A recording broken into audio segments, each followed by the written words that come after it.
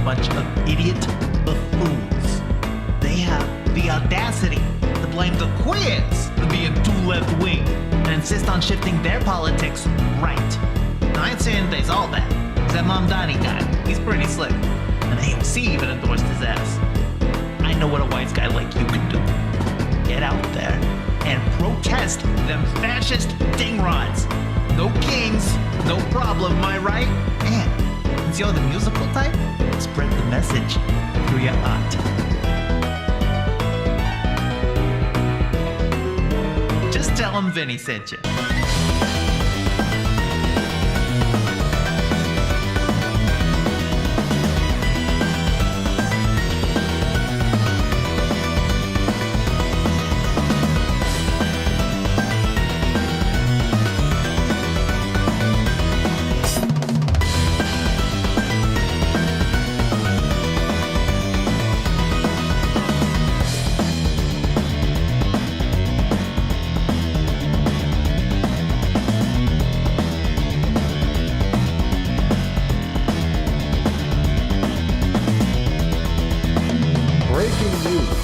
New York City Democratic mayoral candidate and Muslim Zohran Mamdani has gone over 24 hours since last condemning Hamas, therefore implicating him as a terrorist against Jews.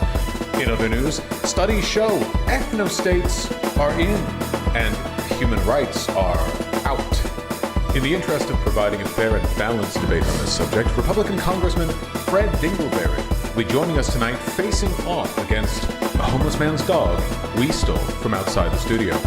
This has been Modern Journalism. Turn that shit off. You know I hate the tools over at the Legacy Media. So, you join DSA or what? This country needs it, honestly. The Democrats can't keep polishing the same turd every election. We need socialist solutions to all the fucked up shit going right now. Don't take me for a dumbass, though. I'm not talking third party. It sucks, but we gotta change the Dems into something less shit.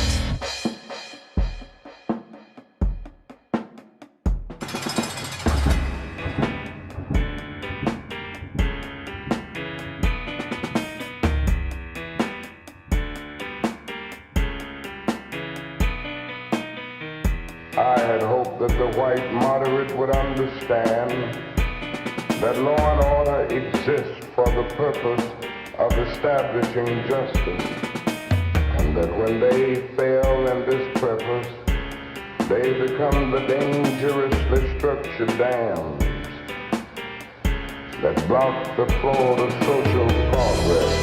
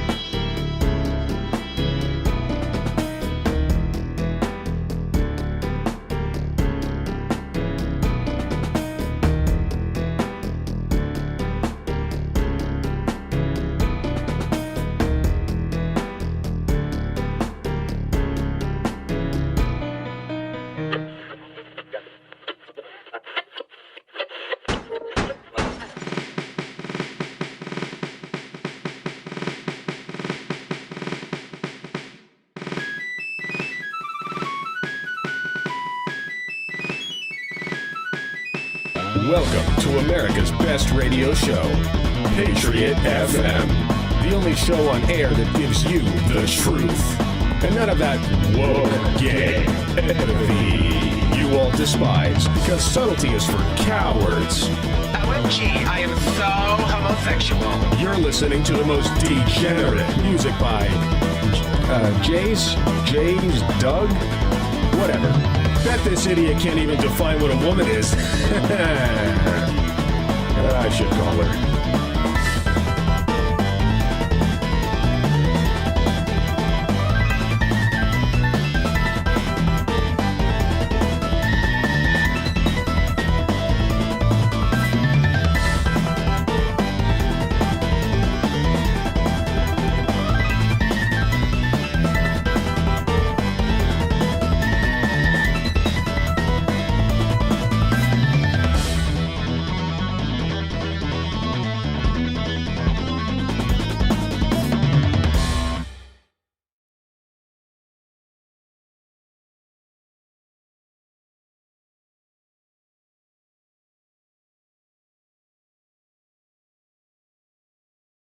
Rat is this. Normal rat's like this.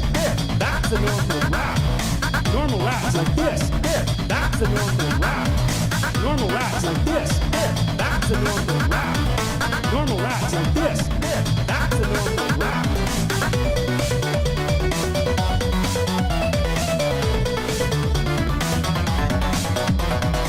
Normal rat's like this. That's a normal rat. Normal rats like this. That's a normal rat. Like this, like this, like this, like this, like this. That's a normal rat. Like this, like this, like this, like this. Sniffs. This, like this, like this, like this, like this. That's a normal rat. Like this, like this, like this, like this. Sniffs. Point the wire, point the wire, point the wire, point the wire, point the wire, point the wire. You are now a normal rat. Normal rats like this. That's a normal rat. Normal rats like this. That's a normal rat. Normal rats like this. That's a normal rat. Normal rats like this. That's a normal rat.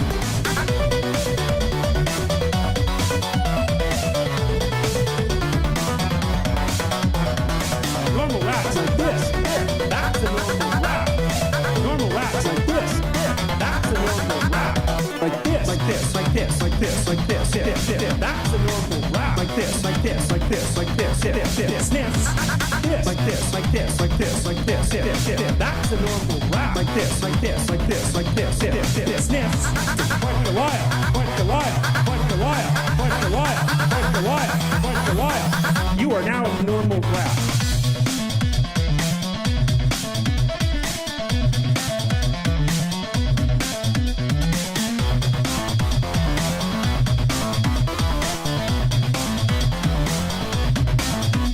Like this, like this, like this, like this, like this. That's a normal rat. Like this, like this, like this, like this. Sniffs. This, like this, like this, like this, like this. That's a normal rat. Like this, like this, like this, like this. Sniffs. Point the wire, point the wire, point the wire, point the wire, point the wire, point the wire. You are now a normal rat.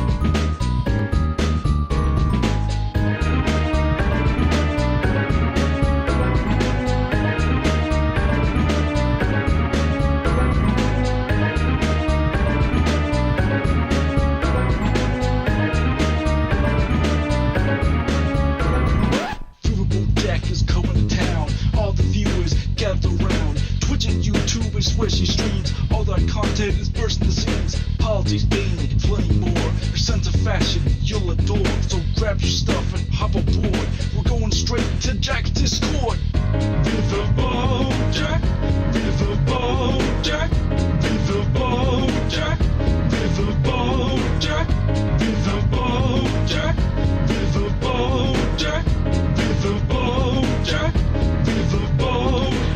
That's what I'm talking about. First time singing the song, it's from Riverboat Jack. Shout out. I don't know what I'm doing really, but I got passion. That's what it's about. It's all about passion.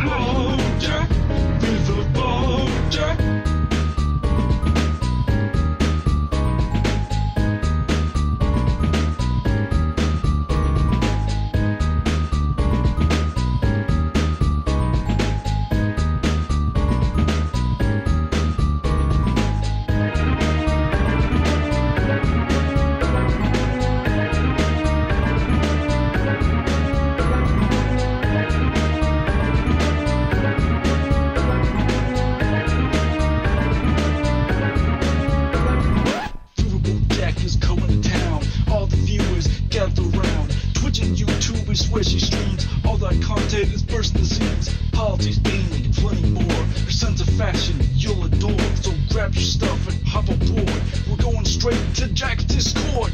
Riverboat Jack, Riverboat Jack, Riverboat Jack, Riverboat Jack, Riverboat Jack, Riverboat Jack, Riverboat Jack, Riverboat Jack, Riverboat Jack, Riverboat Jack, Riverboat Jack, Riverboat Jack, Riverboat Jack, Riverboat Jack, Riverboat Jack,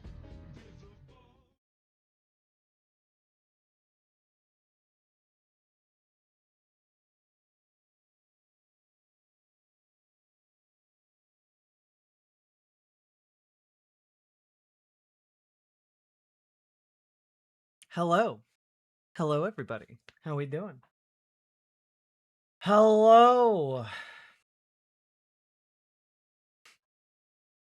How we doing, folks? Hello, Paradox Bingo. Hello, Jenny Ah. Hello, Paladin Lost. Hello, Timelines Tank. Hello. How we doing, folks? Hello, Sage. Hello, Fixer at Home. Hello, Nostalgic Bard. Cooey? Hello, Immobilizer. Hello, Ozymandias666. Hello, Burning Sock. Horizontal chat is not missing. I cannot stress enough that it is, in fact, real. There are plenty of people who are in it right now chatting. And if it is not showing up for you, I genuinely have no idea why. Except for one thing I just noticed. There you go. You should have a lot easier time finding horizontal chat. There you go.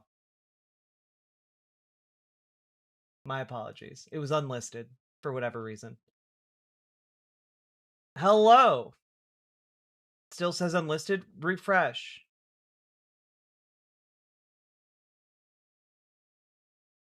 I don't believe you. Horizontal stream is a myth. Ah, yes. The El Dorado of streams. I'm scared. Vertical is scary. I'm sorry. Hello, you don't like my music. Hello, a raccoon named Spanky. Hello, Weenifer. Hello, Brassman. Hello, Ruthie. Hello, Stop the Stupidity. Hello, John Bainbridge. Hello, Rab Adler. Hello, Terrell. Hello, Story the Bard. Hello, Salty Turtle Cupcake. Hello, Shoot Bang.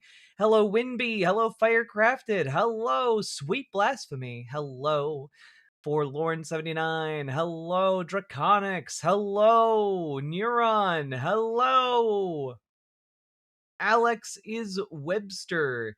Hello, Sweet and Sour Serena. Iotagon, thank you for resubscribing. Hello. Thank you very much. And thank you for being the first person to support this stream. We did do an earlier stream where we played some Mina the Hollower. It was a good time. Dave Rubin had it written into his contract that any mentions of the Young Turks or Sam Cedar had to be removed from the final online presentation. Oh no, Sam Cedar. Wow, what a fucking nightmare. Oh my god.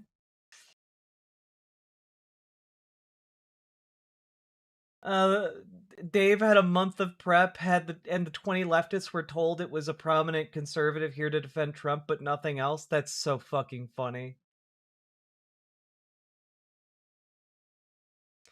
Long time scroller, first time clicker honor. Hell yeah. Appreciate you. Hello, KJW.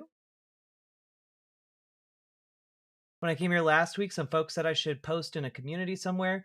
My situation has worsened to the point that it's that just being allowed to talk about it would help. Where is that community? It's the Discord. If you type !Discord into the chat, you'll get a link. Somebody already is on it. And you could also reach out to find additional community over at Progressive Victory. They have a lot of different communities built up that are more local or localized. So go check both of those out. Check out our community. Check out Progressive Victory. It's good stuff. Oof. Hello, Dragonfly. Yeah, still no results in for the California gubernatorial primary. We're probably going to be waiting on that for several days because you can still vote by mail for votes are still accepted 5 days after the actual election day. Yeah, it'll be next week for sure.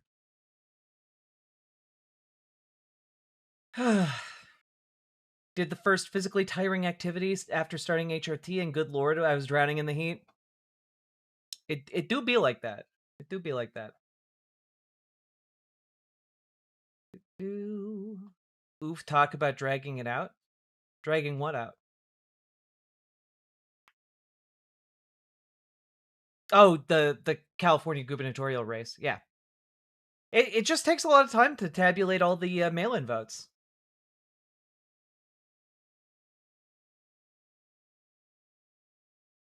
AOC is 3 for 3 on endorsements, though. Yeah, she's locking it up. She's locking it up. How does the field look? The field looks pretty much like anyone who's not Tom Steyer, Javier Becerra, or Hilton. I forget his first name. I want to say Paris, but I know that's not right. Those three are in the lead, and it's quite possible with the number of outstanding votes and the heavy lean of California towards Dems that it could wind up being Steyer and Becerra going into the general. We'll see, though.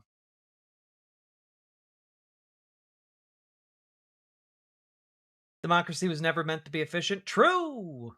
But we as humans, we do like our efficiency, don't we? How did California races work again? Only the top two make it to the runoff. Well, basically how it works in the primary for California governor is the top two performers, regardless of party, go on to be on the ballot in the general. So you can have two Democrats going head to head, or you can have two Republicans theoretically. Yeah, it's not great.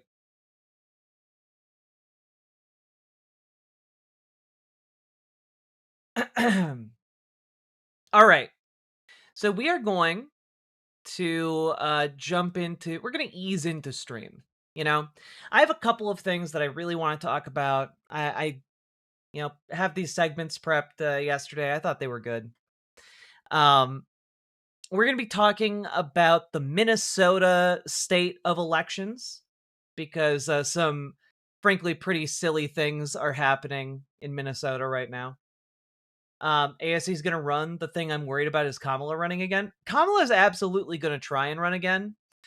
The thing is, it's not like last time, you know? She's a losing candidate. She hasn't she's been out of the public eye for like years now at this point. Like she's got that loser stink on her. And AOC's got that winning je ne sais quoi, you know? I think that while Kamala Harris is well liked among Democrats, I do think that people are going to gravitate to a new candidate. And also AOC, among Democrats is more popular than Kamala Harris.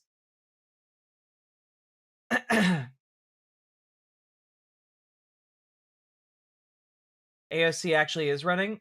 Not officially confirmed yet, but like she's shoring up all of the endorsements from different organizations that she would need to run.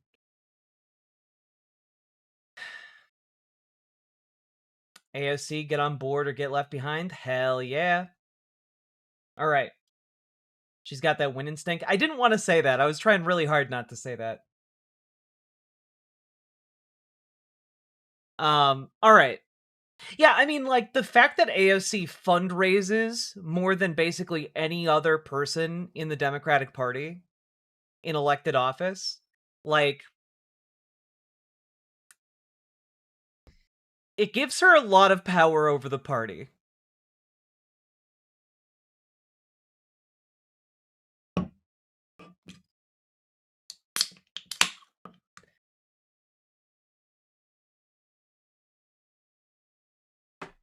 Amber Brains, you're here. Excellent.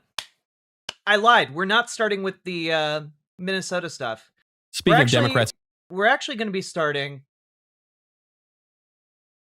with something I think you in particular will like.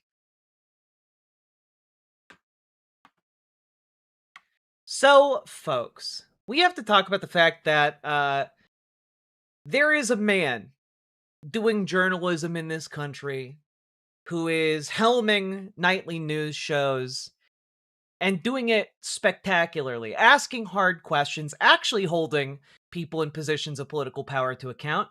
And, I think we need to check in on what he is doing in this lead up to the midterms. And that man's name is, of course, Kyle Clark, one of the best newsmen in the business, out of Next 9 News. And personally, my favorite local news individual. And he sat down with the Colorado Republican gubernatorial candidate, Victor Marx, and they had just a fascinating interview. And I thought you all would appreciate going over it with me. So let's take a look. Who is Victor Marx? I don't think any relation to I don't think he would say he's a Marxist, despite the name. Great to be with. I feel real dumb because I don't know who this is. Kyle Clark. Sorry, before we really jump into this. Kyle Clark is a favorite of the channel because we paid attention to a lot of what was going on in local news reporting, especially during the 2024 election. And they were a great news team on the ground, basically debunking a lot of the lies that Donald Trump was talking about when it came to Colorado cities. And the way Kyle Clark comports himself in his interviews and in his questioning, and the way he moderates debates between political figures, I think is genuinely top tier. Like, I wish in presidential debates we could see Kyle Clark moderate, because he actually fact checks. It's great. So you have agreed to debate your Republican opponents on 9 News next week, and that discussion is going to focus on policy. Our conversation here is going to talk about your backgrounds and your qualification. Great. The stories that you tell about your life and your accomplishments are extraordinary. How much of it's true? All of it. Easy enough. You describe yourself as a high-risk missionary, a renowned martial artist, you're a ministry leader, you're a speaker, you're an author. What qualifies you to be the governor of Colorado? So just to be clear, this guy's claiming to be a missionary spreading God's word in the most dangerous places on earth, while also being an expert martial artist with 2 deadly weapons on him at all times. And like, yeah, what does qualify you for public office? Because being able to like snap a man's neck with your bare hands doesn't really make you qualified to be someone who serves the public in this capacity? Well, I'd say first is, what are the qualifications to be governor? The main one for me, you first got to care for people. You got to truly care for Coloradans. Because if it's just some type of job, it's going to be reflected in the way you run the state. I think it's reflected right now in how bad the state is. So, and then it's a CEO position. It's not a legislator. And that matters, to be able to build teams out, probably assign the right people in the right positions to help run the state. And that's one of the things I do well. I build out solid teams. One claim that you make as central to your life story and your accomplishments, to me, stands out above all of the others. I was a brown belt before joining the Peace Corps. What state does that qualify me for governor in? Is such a great line, Indigo Phoenix. I appreciate you immensely. Saving women and children. Yeah. Your campaign website falsely claimed that you had rescued more than 45,000 women and children, and that claim has since been taken down. How many women and children have you rescued from captivity and abuse? Well, regarding the 45,000, is that the number you're making reference to? Never did I ever say that I rescued 45,000 women and children. And I mean, I've been doing this for years. Our ministry website never claimed that. Our current campaign website doesn't say it. I think what happened, the best that we can see, is an independent contractor put together our first. I'm sorry, real quick. Is this the same Victor Marx?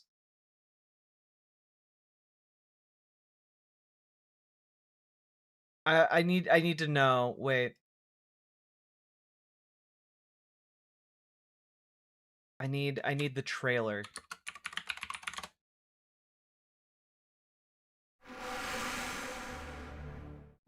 Give me your money. You sure this is what you want? What do you think? This got released 13 years ago. I'm almost certain that this is the same guy.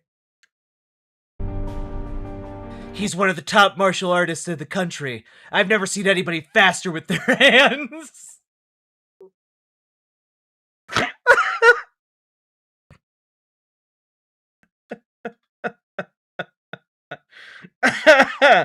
It's okay to like to feel being used on a carnal level.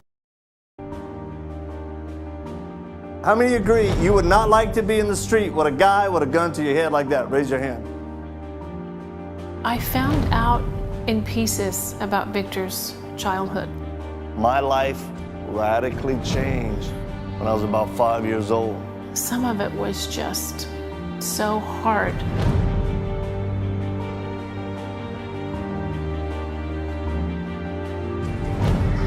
You know, there were things I'd blocked out pretty good. It's a form of survival when you're a kid. You can't stay in that moment because you break and you never come back.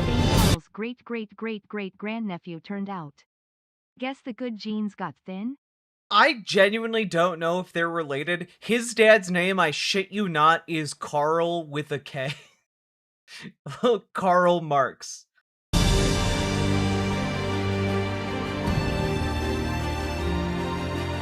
There's no way. No way. I'm sorry, the Gospel Martial Arts Union?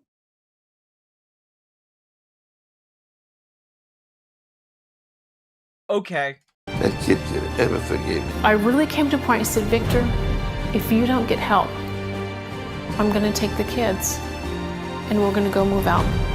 And he came to that door and he pulled out his pistol and he started shooting out all the lights. How many of you know about being afraid where it becomes terror.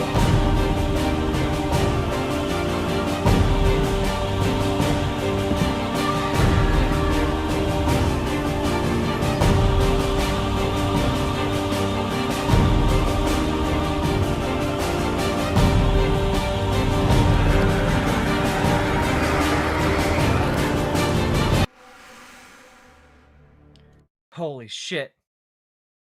So, maybe opening up this interview by saying, was any of that real? Was any of that real? Valid question. Is this a Christian horror? No, it's the story of his life.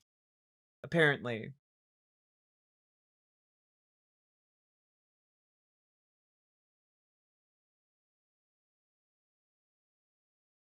Anyway, let's go back into this.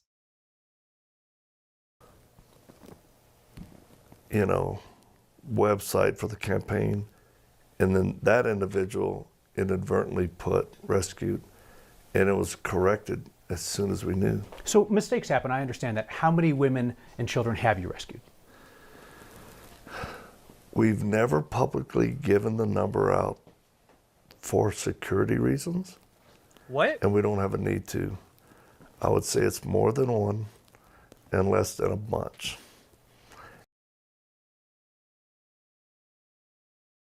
Okay, but like, there are claims circulating that you've saved tens of thousands of people.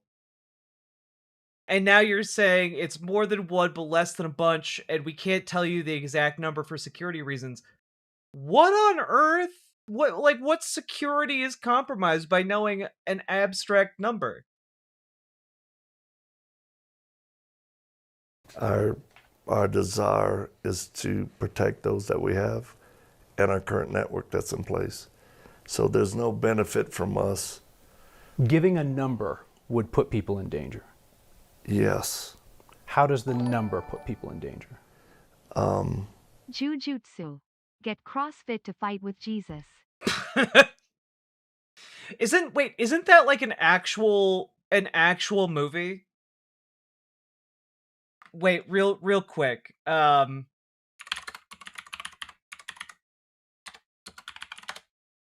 Wasn't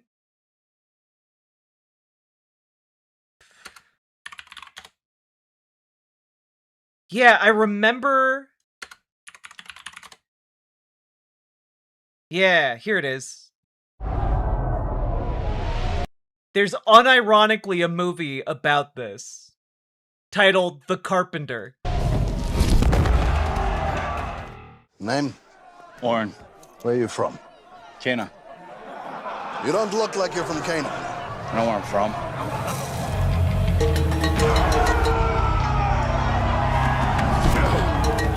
You have to weaken them all and you win the fight. You cannot fight only with your fists. You must use this organ too. You're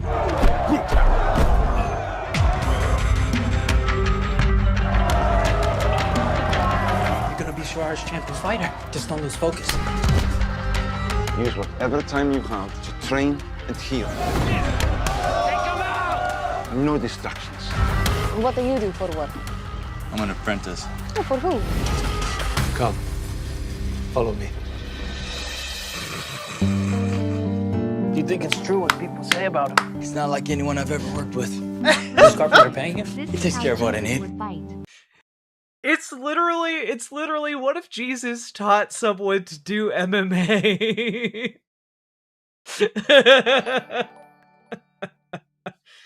Biblically accurate UFC. Whoa. Chud see this and go, whoa. Super Dark Shadow Andy, thank you for the $50 dono. Sake Tanuki, thank you for the 2 5-tier 1 subs. But like, we'll take a look at your link in a second. There are many good life lessons to be learned from sport. If this is your gift, can you cultivate it to positively affect those around you?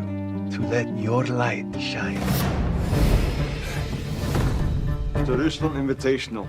I love that Jesus also teaches him how to do parkour. 400 denarii. None of this is ours if you don't keep fighting. For that money, I would jump in the fight. You really enjoy it? It's not just the fight. It's training, walking out of each fight knowing that I defeated whatever they put in front of me. You are aware of his miracles? He's a carpenter, son of a carpenter. No. Look further. So why help me? I'm nobody. You're somebody to me. Get it? Because he's God. He's God. Do you get it? Do you get? No, the ginger man isn't Jesus. The carpenter who trains him is Jesus.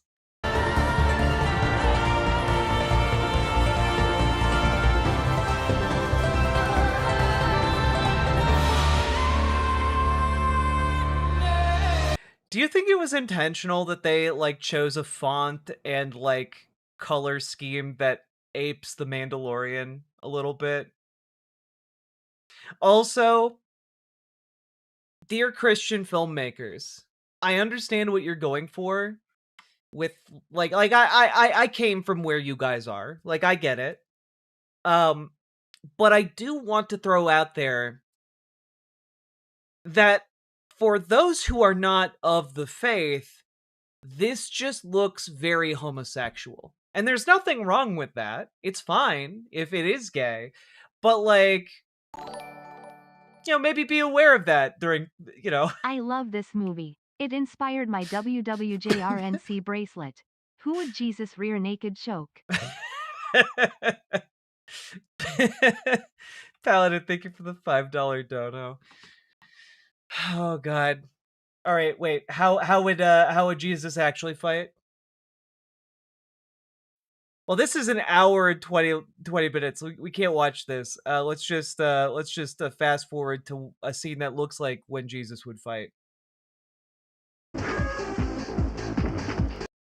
Wait, it's not showing up on screen. No. You can't see it. Why not? Oh, it's on YouTube Movies, that's why. Wait, how about... We can watch trailers, though. That's allowed. Here you go.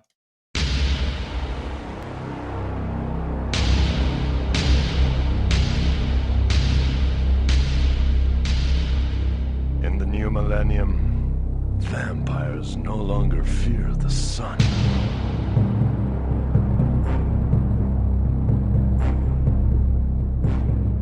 Now they're going to learn. It's time to fear the Son of God!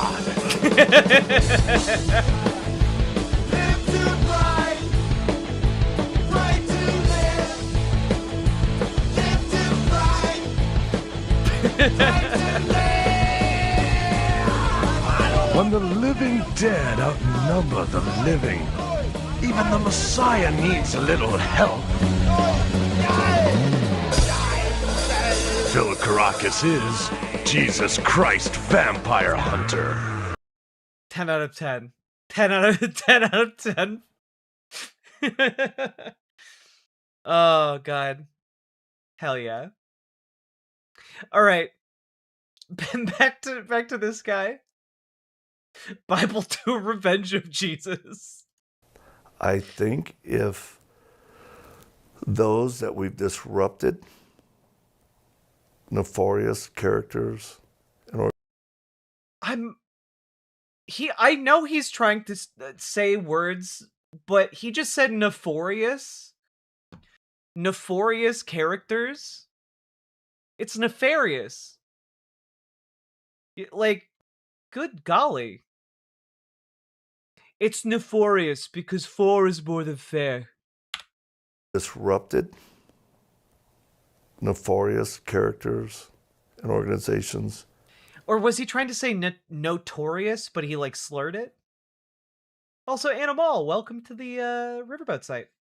Had the number, it would put us and our network at much greater risk than we are now. You certainly fundraise off of your ability to rescue women and children. In 2021, you said we're best known for recovering women and children from ISIS. You said to donors in 2022, your donation empowers us to rescue women, children, and the exploited. You said in 2024 to donors, your faithful support helps to set Yeah, like how are donors knowing that you're actually using the money to save people? You know, like, do when you say also, and I it's terrible that I even have to ask this, but like when this guy says save women and children, does he mean save them from being killed and tortured and abused, or save them insofar as like we baptized you, you're good now, see you in the next life? Just free. But you're saying that your donors and voters don't get to know how many people you've actually rescued. What I'm saying is people trust that the work that we've done, which we've documented throughout all the years, is sufficient enough so that we don't put either those we've helped or us in unreasonable danger because of it. It's when we say, our mission statement is to set captives free, physically, emotionally, and spiritually. I think.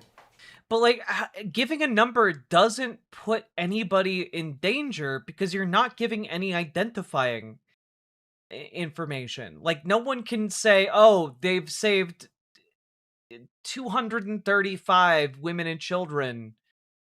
We can use that information to track them down and stop their operations. Like that's not an actual threat.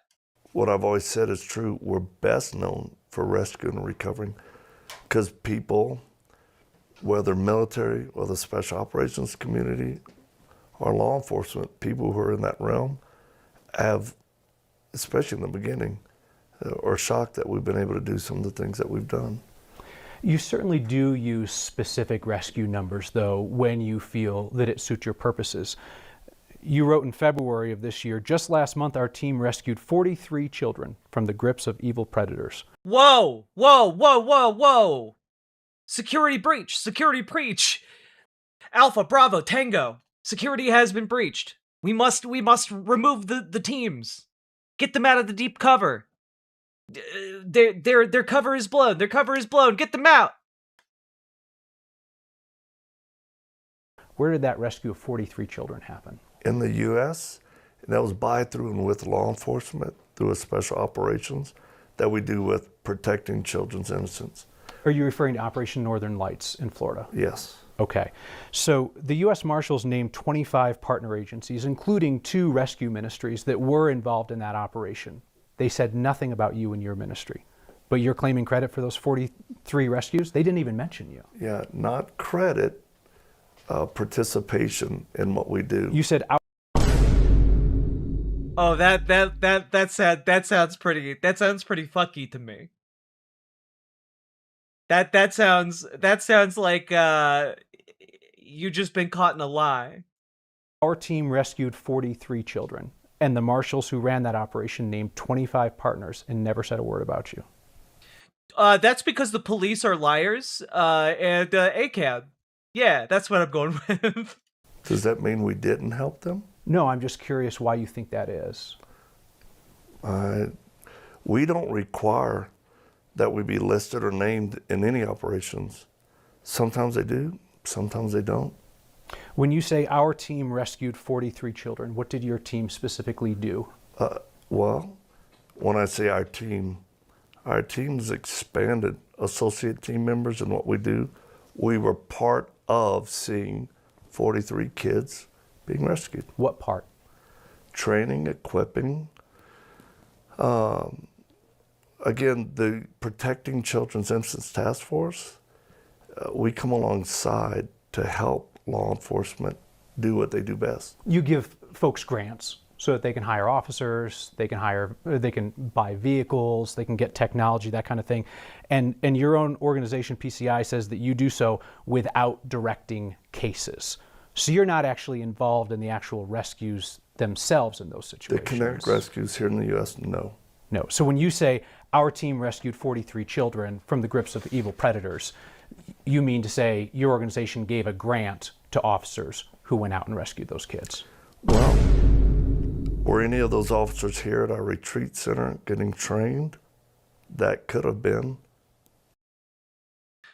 Oh, he's like deep caught in a lie. Like he's now retreated to our team helped those people to, well, officers that did this could have been at our training retreat. Maybe. Possibly, but I could neither confirm nor deny. Is this Tim Ballard? No, this is Victor Marx. When were those MOUs signed? Because I see dates in September of 2025. That raid was in late 2025. Yeah. You would need to check with Buddy Jericho, who's the commander of the task force. His name's Buddy Jericho? How do all of these people sound like they were at the shootout at the OK Corral? Yeah, we got Doc Holliday, we got Victor Marx, we got Buddy Jericho. Like what? Okay, Billy the Kid's coming in hot. You're a campaign manager, right? Yeah. Yep. I don't hold on to those details like that. Okay. I want to talk about some of the specifics of what you will. I mean, he is kind of doing the Steven Seagal thing, right? SSV Cloud. Thank you for. I'm glad you like the hair. I like it too. Share about your rescues. You said that you've performed more than 130 missions to rescue. There's Buddy Jericho, Trip Babylon, Victor Marx. There's Rich Eden. There's a lot of different guys on our team. You also got the Billy Canaanite. You got the really incredible and talented Buddy Jericho sounds like the protagonist in my upcoming Christian **** film, Getting Nailed by the Cross. Hey, you know what? You know when it's really fun to be railed animalistically by a man who loves you? You have a God-shaped hole. Women and children from terror and abuse. Your organization says that you've saved women and children from 30 nations. 30 nations. That's a lot of countries. Could you list off a bunch of those for me? Start with the. See, this is what I love about Kyle Clark. Kyle Clark does something that is incredibly rare in U.S. journalism these days, which is just asking very direct, basic follow-up questions that flow from the previous question. And it's incredible because politicians in America just don't expect it anymore. They don't expect it. That, like, people in the Trump administration, they yap and they give a bullshit answer, and then, like, there's no follow-up from that. It's crazy. Yeah, does Victor know 30 countries? First. Yes, sir. What did I say? You said that, it's in 2024, you said that you've performed more than 130, quote, missions to rescue women and children from terror and abuse. Is what you said factually true, that you have performed more than 130 missions to rescue women and children from terror Where and abuse? do you cite that? You said that on X on August 12th of 2024. That's not something I believe I would ever say. Your full quote was, I wrote this book, Dangerous Gentlemen, yes, after 130 plus missions to rescue women and children from terror and abuse. So that's not true, what you wrote.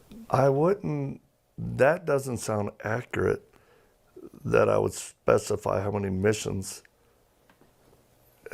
That would be if I had said that would be an incredible breach of security protocol, and my buddy Jericho would be in grave danger. I don't believe that I would say that. Well, sir, you said it right here. It's currently still up on your feed. Okay, I'm happy to provide you with a copy afterwards. Thanks. Yep. Your organization claims that you've saved women and children in 30 nations, and I was wondering if you could list off a bunch of those countries. Saved or helped? Quote, saved women and children in 30 nations. That was from the Protecting Children's Innocence Task Force fact sheet. Well, I would say check with Buddy. Again, our commander. I don't hold on to stats. But I mean, you're the CEO of the organization. If you really have saved women and children in 30 nations, you could name off a bunch, right? I don't. I mean, I don't memorize every place that we've gone. Okay. I mean, none stand out to you? There aren't like a couple you could name? 30's a lot. Could you name like 3? So I got a passport. You said that you have, quote, never failed at a mission, which is quite a claim. Yeah. Elite military units would envy that success rate. In decades of what you describe as this high-risk work, you've never had an unsuccessful mission. I would say we've accomplished the mission and never failed at what we were wanting to accomplish. I mean, there have definitely been challenges and Yeah, we're all fans of Kyle Clark here. He's an incredible asset to just people who care about truth in America. But yeah, we're really excited that we've been able to accomplish what we have. Which is what exactly, right? Like, you aren't naming how many people you've saved, where you've saved them. You can't seem to remember much of any of the details about any of this, but you're really proud of what you've accomplished. What is that? I want to return again to the core question about what I think is the biggest claim that you make about your life's accomplishments, this idea of rescuing women and children. You'll share the number of missions that you've supposedly gone on, these rescue missions, 130 plus. You will say how many countries you've supposedly rescued women and children from, 30. You will share very specific totals of individual operations, like the 43 kids in Florida. Yeah. But you won't provide a total number. No. Because it will endanger safety and security. Of everything that we do. How does listing the number of, like, from specific operations not compromise security, but giving an overall general number would? It's utterly baffling to me. But also, like, this guy is everything that is currently wrong with Republicans in this country, right? Like, the reason we have Donald Trump right now is the same reason this guy thinks he can get elected. Because when it comes to the conservative end of politics, it's all become vibes-based. It's just vibes-based politics. It doesn't matter to conservatives if this guy actually saved children or not. It just matters whether his vibes make it seem like he saved children. That's it. That's it. It's just, do his vibes make you think that he saved people? Well, then he's running for office. He's running to be governor of Colorado. And, like, for Republican voters, it doesn't matter if someone's a liar and a charlatan as long as they believe in his vibes. Which is why I think that what Kyle here is doing is so important. Because when you ask basic follow-up questions to a charlatan, well, then the vibes get disrupted. This is Kamala levels of nothing comes to mind. Yeah, like, honestly, so many of the up-and-coming conservative politicians they're full-on Bidening. They're beyond Kamala. They're Bidening. Whether it's their mental state or just, like, being caught in their, like, tangled web of lies, they're Bidening real hard in real time. Yeah, this guy's Tim Ballard. That's saying something. Let me throw out another theory about why you won't share the number. Let me ask you, why do you think it's so important that we present the entire number? Why? Or even just a ballpark, so that people have some idea if you're telling the truth and the scope of impact that you've had. Yeah, also too many Democrats rely on the "we see you, we hear you, and we're not going to do shit to help you." Anytime somebody's running for public office and they claim to have done something, I ask them for proof. And in lieu of proof, I at least ask them for specifics. You have no proof and you have no specifics. That's not true. You won't offer the specifics. What is the proof that you have rescued significant numbers of women and children? Well, I just walked you through our training center. You show me your own photographs, Yeah. which are not proof of anything other than the fact that you took a photo with someone. What do you think is required of proof? Oh God, my guy, you're literally a pastor. You should have a pretty good handle on what proof is. Like you're talking to people about like what you believe, like the almighty God you believe in. Like you should have some idea and handle on how to prove basic facts about the world.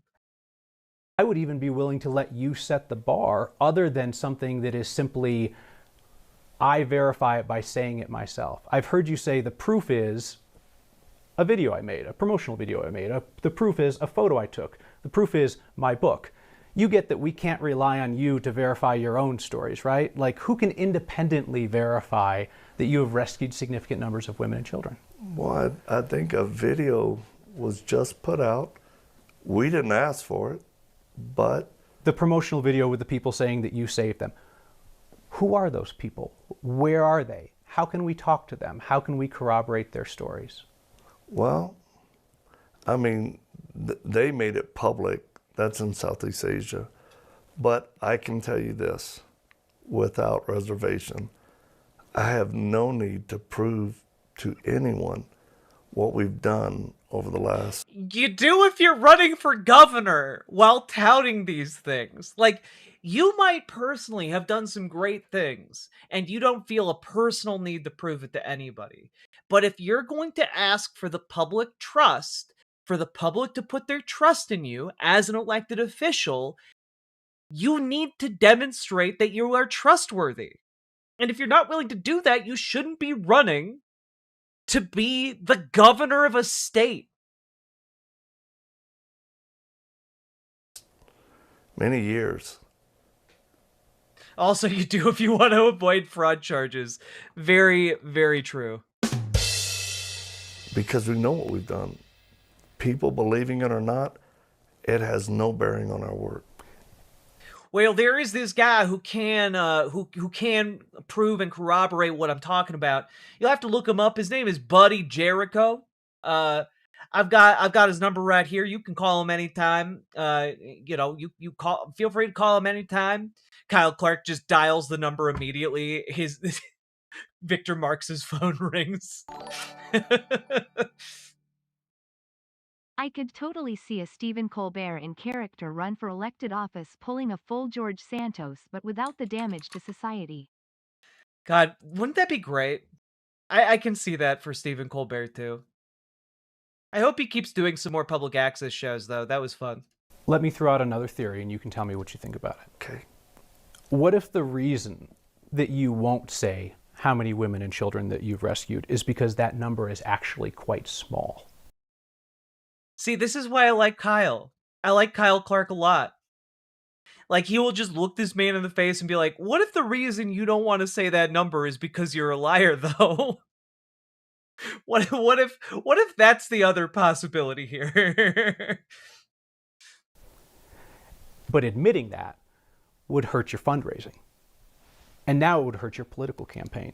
So you cite individual stories of rescues, this one story in depth, this one story in depth, and then you tie those individual anecdotes together with big numbers, like we've helped 45,000 women and children.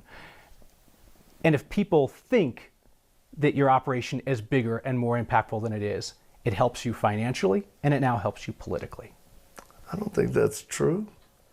And whether people think we rescued 1 or 100 or 300 or 3,000, I think the response is still going to be the same. We're doing the work that we say we do. And if people want to give, We're not some big marketing machine. If people want to give to good Kyle. It's true. He's the last of the line of Kyles. the ministry, like Ever since the incident. we don't even do fundraisers. The dankening. They give. If people want to support me as a candidate based on my life or what we've done, that's just one aspect. If people want to support me based on my vibes, it's their God-given American right to do so. Can, but I'm a person of integrity that won't compromise or risk. But that's the problem. Voters don't know you from Adam, my guy. They don't know that you're a person of integrity. Always, I'd rather be misunderstood than risk putting anybody in danger or network. He rescued somewhere between 67 and 69 people. Or kids or women that we've helped because we still do the work.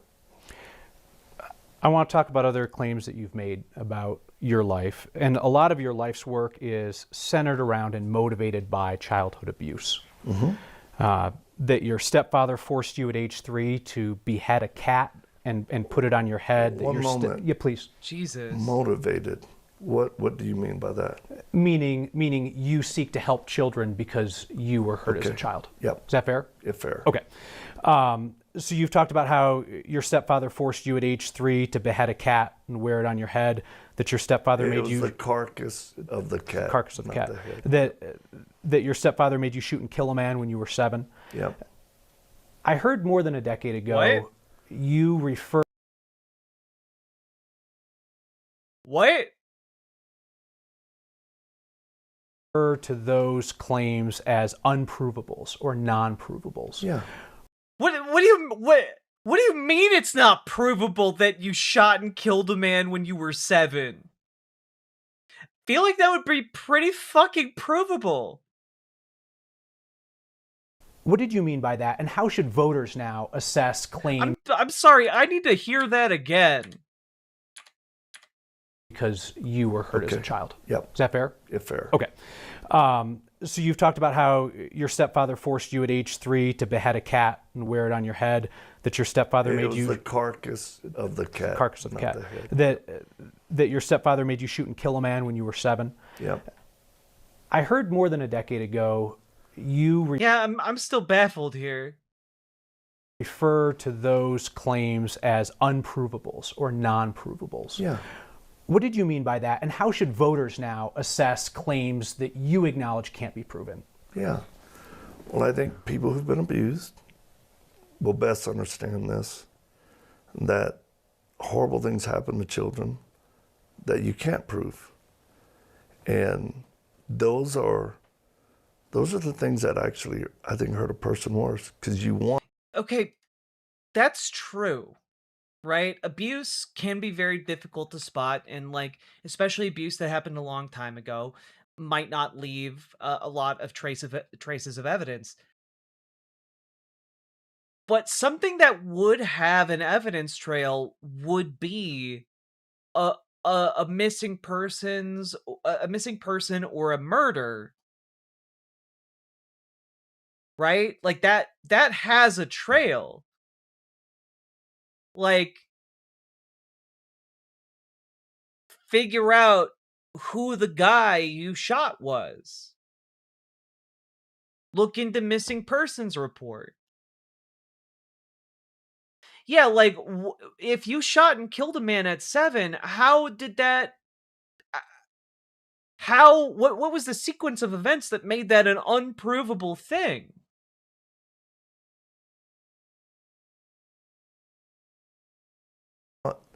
To be able to have justice brought on your abusers. For me, those acts were done without the aid of other people that could help me collaborate it. And I was a child. So me working through it my entire life, I mean, there were definitely what I would say the horrible results of abuse that I wish I didn't have to deal with as a kid and a young man, but I did. So The people that understand it most are those who've suffered abuses where, again, was it videoed, was there pictures? Back in the 60s and 70s, not so much. Sure, nobody expects you to prove it. I guess, is there a part of your life story that can't be scrutinized, or is it all fair game for people to look at? It's all fair game. Okay. Yeah. Your claim that your abusive stepfather forced you to kill a man when you were 7 years old, is that the only person you've ever killed?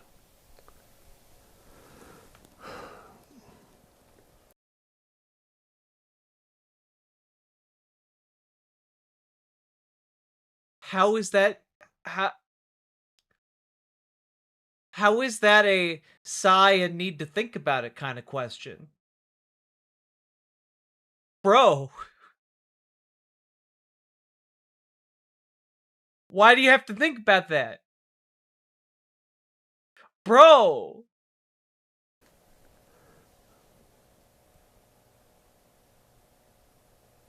Well, I would say, Oh my God. as a child, yes. I mean, without question.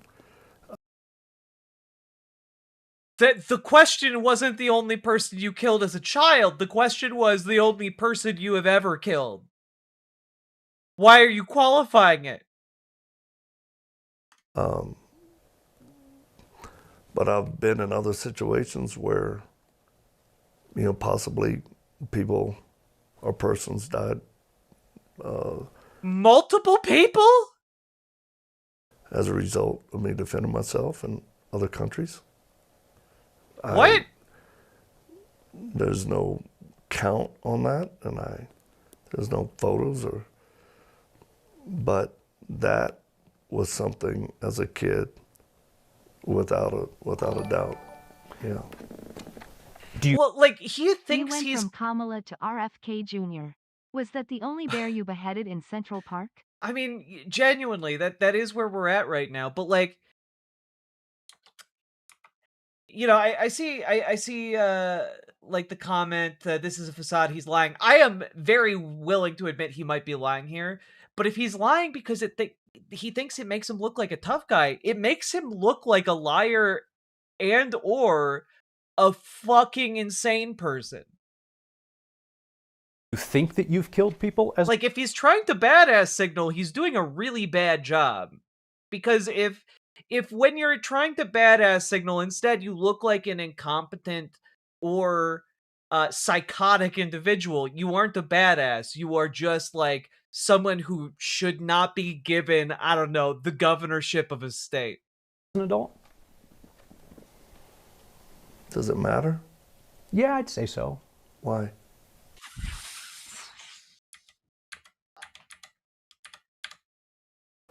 As a result of me defending myself in other countries. There's no count on that, and there's no photos but that was something as a kid, without a doubt. Yeah. Do you think that you've killed people as an adult? Does it matter? Yeah. Oh my God.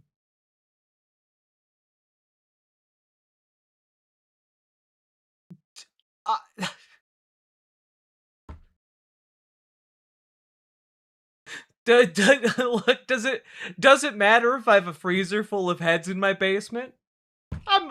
I think it matters more that I'm a swell family man. What? Yeah, I'd say so. Why? Like, killing somebody's a pretty weighty thing.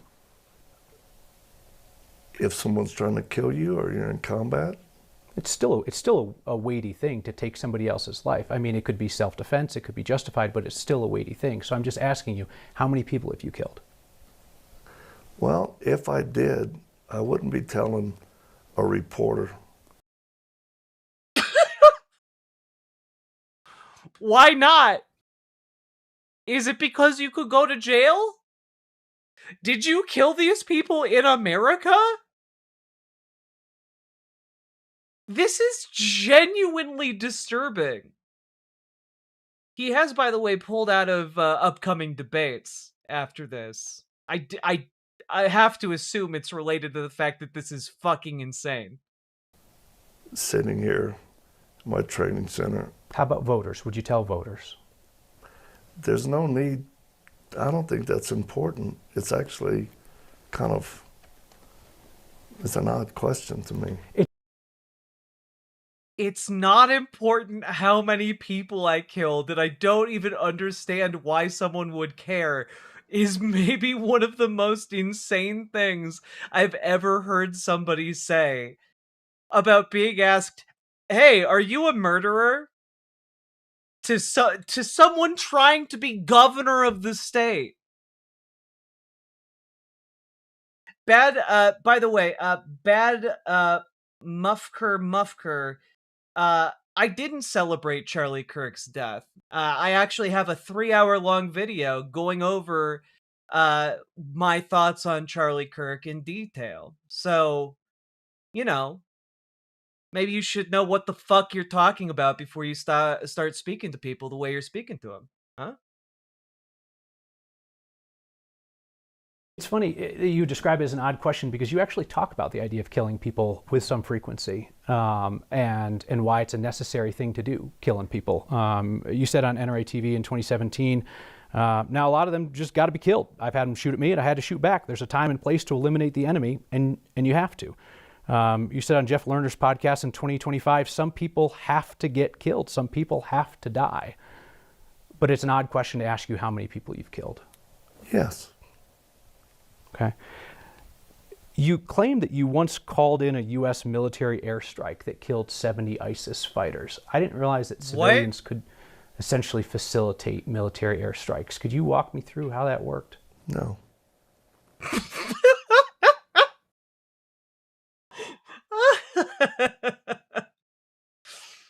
Oh. Okay.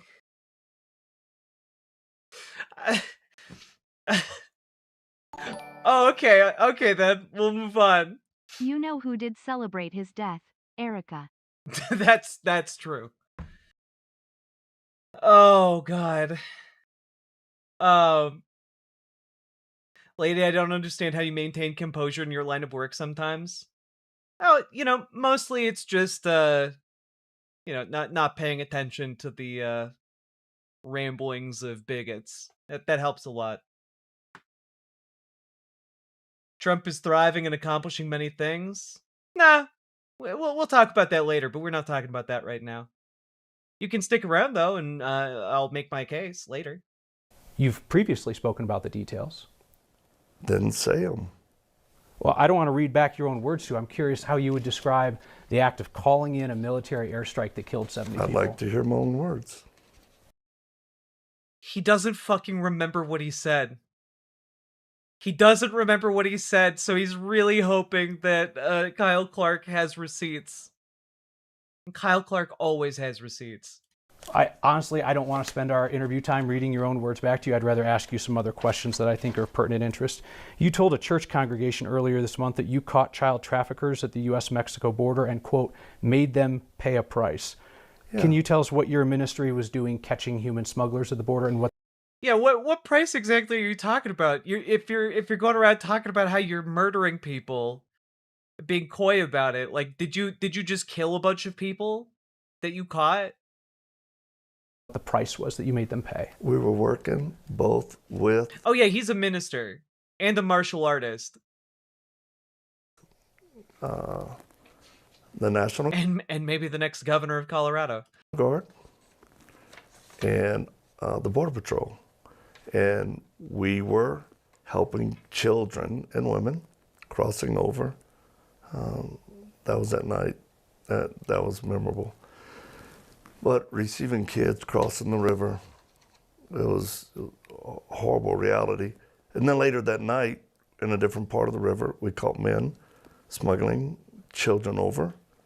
And we were, again, the Border Patrol took care of that. When you say the words, we caught them, do you mean your team caught them or you watched the Border Patrol catch them? Also, do you mean that your team caught women and children? Because when you say we helped women and children and we're working alongside like ICE and Border Patrol, what that sounds like to me is you just caught women and children desperately trying to come into the United States and then handed them over to be sent to concentration camps in the United States. Like, that doesn't sound to me like helping women and children, actually. We identified them, we were by ourselves, and then we brought in Border Patrol. And then you said, quote, we made them pay a price. What was the price that you made them pay? Consequences through the Border Patrol. Last night when you told the same story at your town hall, you said, we caught guys bringing kids in, they got their feelings hurt. You use that phrase, hurting people's feelings, frequently for acts of violence, right? Beating somebody up, shooting somebody, killing somebody. Did any of those things happen to those smugglers that you caught when you said they got their feelings hurt? I believe when I use the term feelings hurt, that could literally mean hurting someone's emotional feelings. You know, it's interesting that you said it could mean that. That is interesting. It could technically mean that, but that's not the way you use it. Which is why he's asking the question to you. And sometimes other things, but we were not. And sometimes other things, but I'll never tell. Involved in any acts of violence against. He thinks he's being very cute. Those traffickers. They were arrested by Border Patrol. You perform exorcisms, What? commanding demons to come out of people. Can you explain to me how that works? What? When you say I perform exorcisms. Yeah. You described yourself as a quote-unquote reluctant exorcist. Right. Yeah. Describe to me how your exorcisms work when you command demons out. Well, that's a joke, the way I say that. But as a follower of Is it a joke? Because I don't think it is. Christ and someone who's very familiar with evil, that's been both forced upon me as a kid and then seeing the effects of it in humans' lives, I believe the Word of God that I can pray for people and see people set free from whether it's demonic oppression. I never call it possession. I believe there's levels of demonization where people are suffering because of evil. But could you explain to folks who have never witnessed this, don't understand how it works? I've heard you describe it a number of times. You've got the two angels with the swords, you've got the circle of judgment, and you command the demons out of someone. Can you explain to folks how that works so they can hear you describe it? Well, I don't command the demons to come out of someone. I think of them as assignments or attachments to people. And we identify the demon like Jesus did. We ask what their name is, and then we give them commands.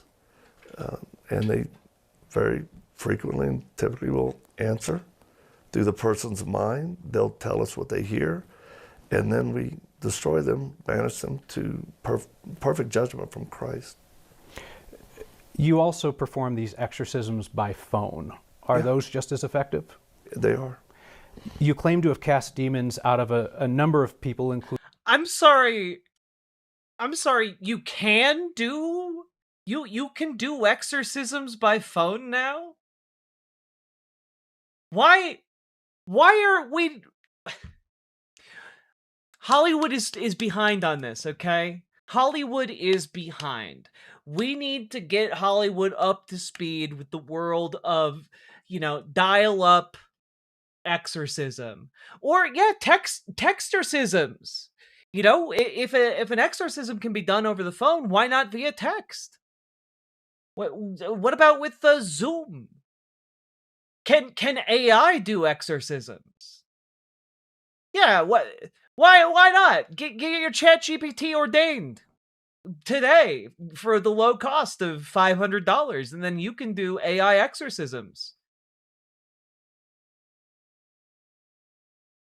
I mean, this is a whole new world of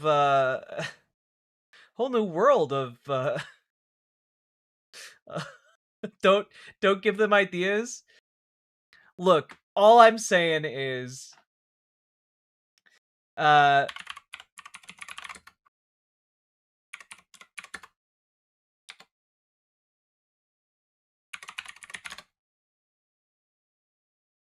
All I'm saying is, okay, there's a non-zero chance, right? There's a non-zero chance that these kinds of spells in the mind of this guy actually work. And I hope that this person had enough time to read all the books they wanted to read in 2022. Including your friend and the late conservative commentator Charlie Kirk. You claim to have cast demons out of a high-ranking Pentagon official and other celebrities. If you're elected... I'm sorry, I want a follow-up question. Which high-level Pentagon official did you cast demons out of? I feel like we deserve to know for national security reasons. Woke liberals are a sickness? Man, good thing there aren't any liberals here. Governor, would you continue to perform exorcisms while governor? Well, let's make sure we get the semantics right. It's not casting demons out of people. Who gives a fuck about the semantics in this case? Are you going to continue doing exorcisms as governor? Seems like a pretty straightforward thing that people want to know. Hello, I'm Paladin, your tele-evangelist. You've requested an exorcism. We'll need a 99.99 fee for that. Cash, check, PayPal, Google Pay, Dogecoin, and Ethereum accepted. And Ethereum. All right. Finally, we're sprucing up the blockchain here. And that, of course, you want to use crypto for all of your exorcism needs because then the demon can't track it back to you. Okay, that's very important. Mammon remembers where the money changed hands. It's breaking strongholds, which are evil. We've got demons in the Pentagon. Pentagram. Pentagon. Oh my God, it makes sense. I think we just cracked the case. Ladies and gentlemen, we got him. Oppressive. I mean, I think there are people out there that suffer tremendously because of evil. And I would never stop praying for people. Can I ask an ignorant question? You're going to Sure. say you've asked 13, but no, here's my question. When you do command the demon at the end of the retooling prayer, the demon stays inside? Oh my God, we're getting... Kyle, you're going even deeper. Also, Shafiker, thank you for the 1,000 jewels. Appreciate you. The person? I'm not saying the demon was ever inside the person. Assigned to the person? Yes. Okay, thank you. Oh, a demon assigned at birth. I got you. I understand. That makes a lot of sense. Thank you for clarifying So that. assignment or attachment, okay, not inside of a person. Where does the demon go at the end of the exorcism? We send them to the footstool of Jesus Christ, who we believe is sitting at the right hand of the Father, who then absolutely gives them perfect judgment of what happens. You don't charge for the exorcisms, right? No. Okay. But they were part of the how-to guide that was available on your website for $99. No, we would never charge for an exorcism, but we would charge for exorcism materials. Ah! Oh, man. Man, this guy, Kyle Clark. Fuck, I've needed this. I needed this. This is a gift to the world. Spiritual warfare guide with battle tools and resources. It's no longer available on the site. Well, I think that's a film, and it's always, whatever we have posted with that was, you can pay $1.99 or, yeah. You did have a pay-as-you-could function on that, and yeah. How do we incept demons? Insorcisms? And the exorcism thing was also part of the Unseen War movie, right? At the end, what? Right? And when I checked last night, that was on sale on your website for $19.95. Okay, wait. The Unseen War trailer. I need to know. When I speak to non-believers, I'll ask them, hey, do you believe in God? Oftentimes they'll just say, no. Then I'll ask them, do you believe in evil? And overwhelmingly, the response is yes. Satan wants nothing more than to subvert the mission God has given you. Oh my god, they got Kevin fucking Sorbo. The heart of everything is the battle between good and evil. Wait, where do I know Eric Metaxas from? Where do I know that name from? Eric Metaxas. Is he the Ancient Aliens guy? Am I misremembering that?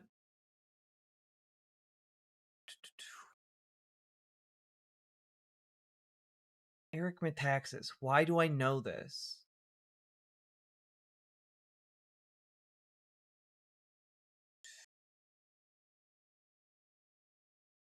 He's written a lot of books, but that's not where I know him from.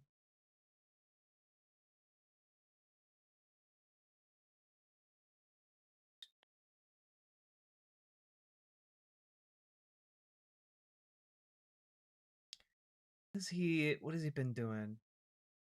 He was at Trump's Republican National Convention. Basic exorcism package, free, success may vary. Exorcism Pro package, $99.99, success guaranteed. Guarantees do not include a refund. It's true. It's true. Guarantees do not require refunds ever because it's guaranteed. Why would you need a refund? Teehee. I'm sorry. Movies. Oh, Eric Metaxas was in the 2000 Mules movie. He's very much involved with like Dinesh D'Souza and that like whole situation. Also, was he? Yeah, Eric Metaxas was also the narrator on VeggieTales. That's where I know him from. Dude narrated VeggieTales and also is deeply involved in like conspiracy slop for the MAGA movement.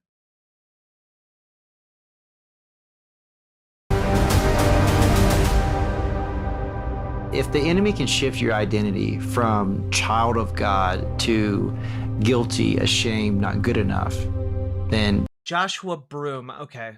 I feel like I owe it to you guys to look up who these people are.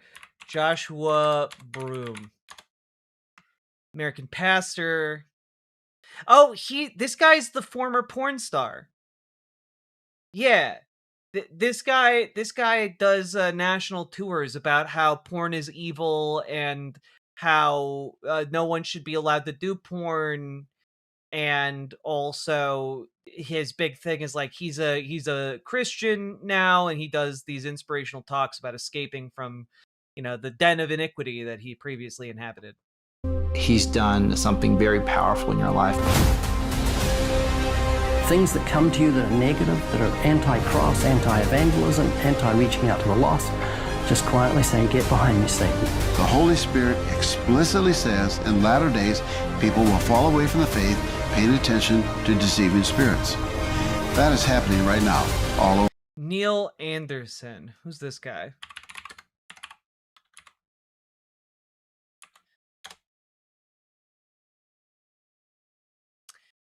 Yeah, Neil Anderson. Yeah, this is him. Let's see. He is he's a former business executive who is a member of the Quorum of the 12 Apostles for the Church of Jesus Christ of Latter-day Saints. Which is an interesting choice. That, like, I gotta say, very interesting that this guy's involved with this kind of a production.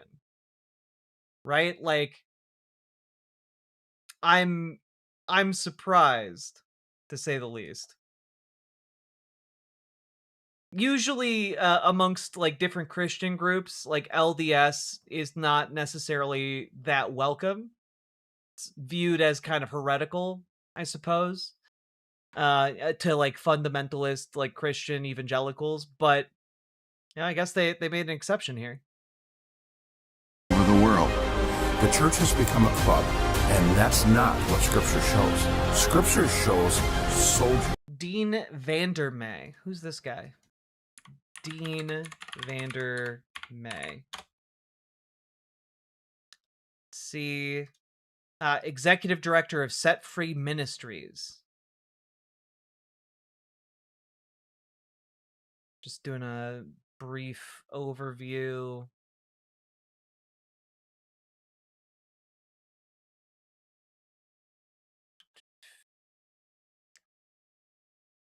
Owner of a very successful business before God led him to start a counseling ministry. Okay. That's fine. Signing the dotted line. You can sign up over on godtube.com to hear the rest of his testimony. And laying their lives down for the cause. We are to offer our bodies as living sacrifices, holy and pleasing to God. We need to take a mindset that this is war. The enemy's greatest... That's not the Mormon Neil Anderson? Is it not? It looks exactly like him.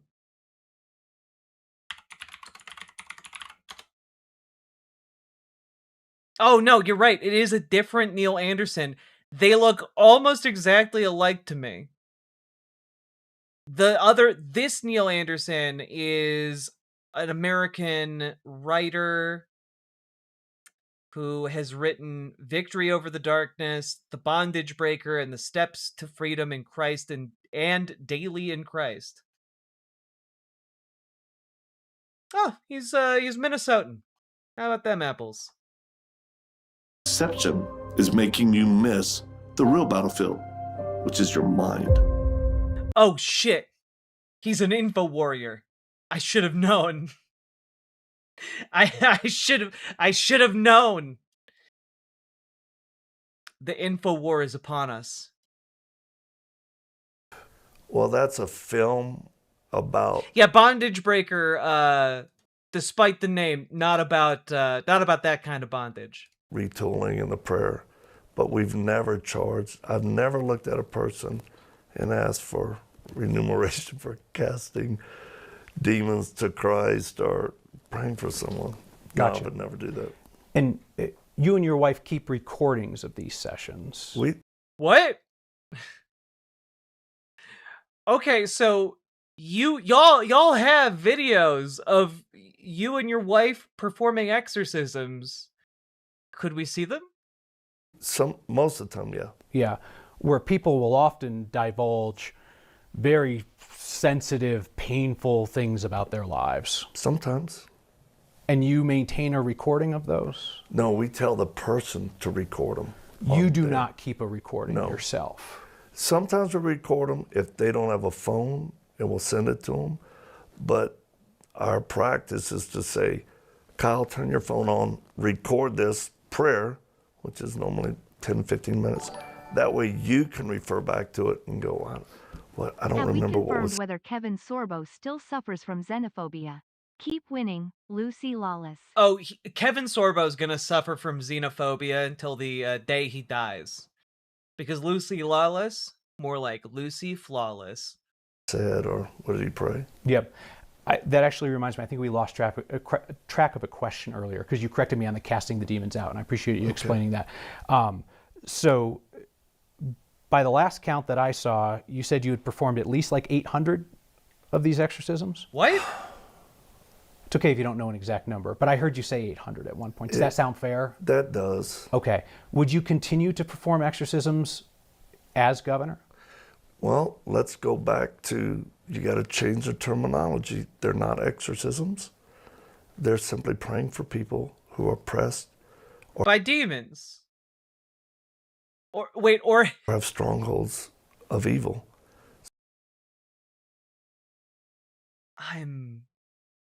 They're not possessed. They're just strongholds of evil. And we cast out that evil via intense prayer. So I don't... Yeah, this is real Marxist theory, by the way. perform exorcisms. So when you called yourself a reluctant exorcist? That's my sense of humor. Okay. Yeah, that's... So commanding demons to leave people alone is not an exorcism? No. Oh, no. No. I mean, I think exorcisms are more performed by Catholic priests.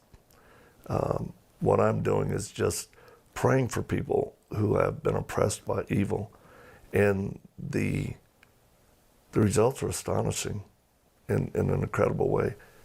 You would acknowledge that there's a difference between prayer, which many people do daily, if not many times a day, and then the idea of giving specific commandments to demons, which is the specialization that you have, that you've taught other people to do. It's different than just a simple prayer. No, it's just prayer. Well, then why are you selling a kit for like $100 on how to do it?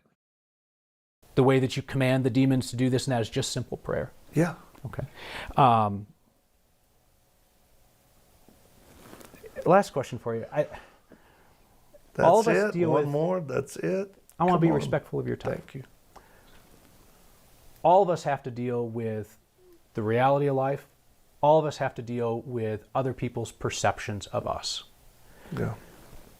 Do you understand why so many of your critics think you're a con man? No. Don't have the slightest idea why they would think that? I wouldn't say the slightest idea, but I don't know how they justify taking in a position that I'm a con man. That doesn't resonate with me at all. Some prefer the word grifter. I had to look it up. Sure. Did you? Did you really have to look up what it means to do a grift?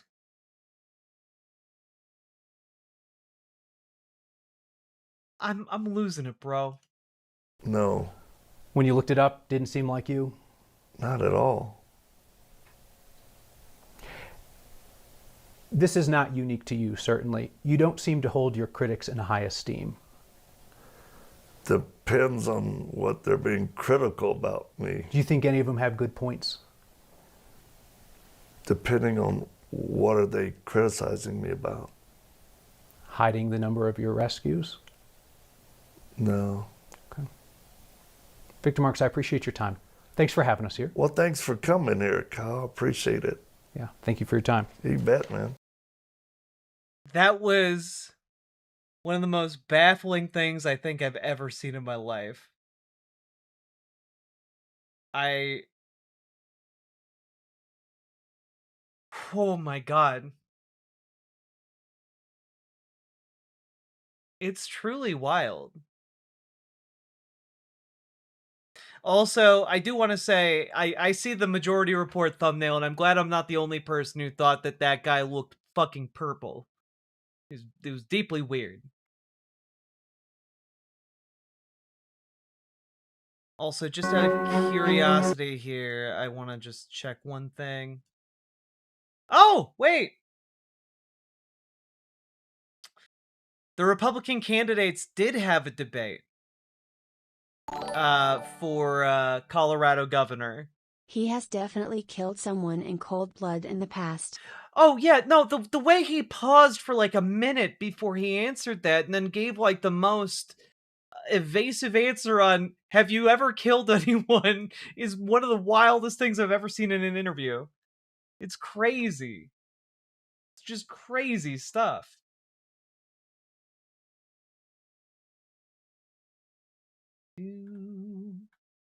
Also, thank you for the $20 super chat to the Synctium.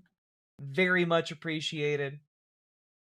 But yeah, that's Kyle Clark for you. I think we will be paying more attention to the Colorado races that are currently underway. I think in the future we'll also take a look at, because now I'm just invested in this man as a character. Like I want to see him fail on the political stage. And so I think we'll take a look at the Republican gubernatorial candidates debate that was hosted by Next 9 News. We'll take a look at that at some point in the next several days here, because wow, what an insane state of affairs. We're going to start seeing more of this, by the way. on the national stage from a variety of different states, because we're getting down to the wire when it comes to the midterms, right? So, folks, you need to get organized. That is the most important thing right now. You need to get organized on the local level. You can organize with your local Dems, organize with your local DSA. You can also organize with Progressive Victory, which, if you are in particularly isolated, Progressive Victory gives you a pathway to do door knocking, phone banking, etc. in key races around the country. And I think it's worth looking into for that. And I will also say that you should be at the same time going to your local Democratic meetings, because we need people applying leverage and pressure on Democrats on the local level and the state level and the national level. You need to be in the room to exert that leverage. So show up to those meetings, show up to your local DSA, help get organized. There are also going to be a lot of organizing opportunities that your Progressive Victory folks aren't going to know about, or your local Dems aren't going to know about, or your local DSA aren't going to know about. So doing all three is genuinely an incredible thing to do. And I will also say, if you need help getting involved with your local Dems or your local DSA, we can help you do that. Join our Discord, reach out to GamerG for help with DSA, reach out to Dragonfly for help with your local Dems, and there's a link down below to help you get started with Progressive Victory. So, those are kind of the three paths, the threefold path, as it were, towards a better political future for us, okay? And I will also say, if you got anything out of this video, hit the like button, subscribe, leave a comment. Let me know, do you think this guy has saved anybody, or is he a complete fraud? And I will also say, to wind things up here, check out ImogeneOlivia.com. Gender euphoric lingerie designed from the ground up for trans femmes, also tested with cis men, cis women, non-binary folks. It is comfortable, sexy lingerie. Go check it out, ImogeneOlivia.com. Link down in the description. Let's keep on going.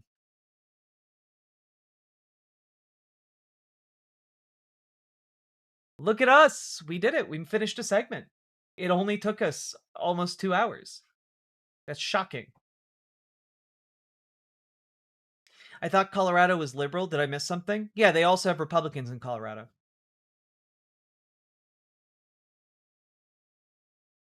Do you have any tips for to not get burned out in organizing? I did after the ICE surge in Chicago last year, and I don't want to push too far again when I get back at it. One thing that I will say, I have a video that went out earlier today where I talk with the people who are organizing a lot of the Progressive Victory stuff. And essentially what I will say is that it seems to really help if you build community and you are taking breaks as a community. That is, I think, something that really helps. And I think that we do that. Jack, okay, one question here? I have as a disabled trans woman who is unable to drive, how do I get more involved and organize? I'm doing as much as I can think to do, but perhaps some guidance would be helpful. Yeah, Plant, thank you for the $10 super chat, and absolutely. There's a lot of organizing work that needs to be done via the internet. And so one thing that I tell people is that, like, if you are disabled and you can't drive, one thing you can do is phone bank. You can phone bank for candidates. You can do online, like maybe graphic design work or research Colorado for is a different state where orgs there are or 5 campaigns. counties: 2 GOP, Pueblo, Colorado Springs; 2 Dem, Boulder, featuring Collins, and Denver. Win 3 of 5 and you win the state. F Polis. Yeah, F the polis, as it's said in in Colorado. And it's true. Colorado is more conservative than some people would like to admit, sadly.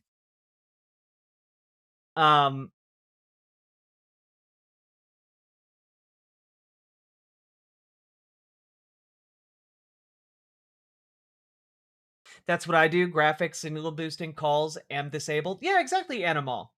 right? So it's important to note your local Dem meetings, while attending physically is encouraged, a lot of them will be also like via Zoom, so you can attend digitally. Same goes for DSA. Many DSA meetings are broadcast digitally, so you can attend digitally.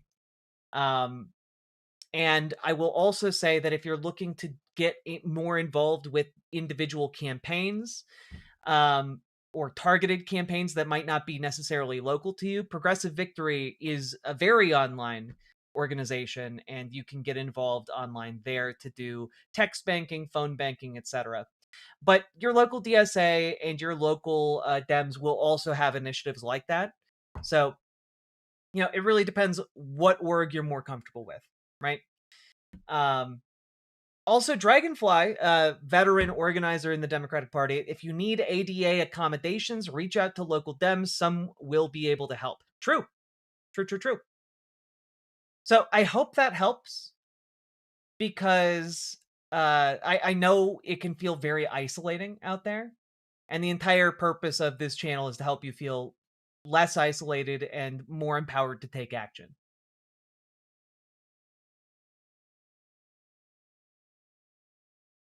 Also, to those of you in vertical chat, I did put the shields up, so you should be seeing a lot less fuckery in there.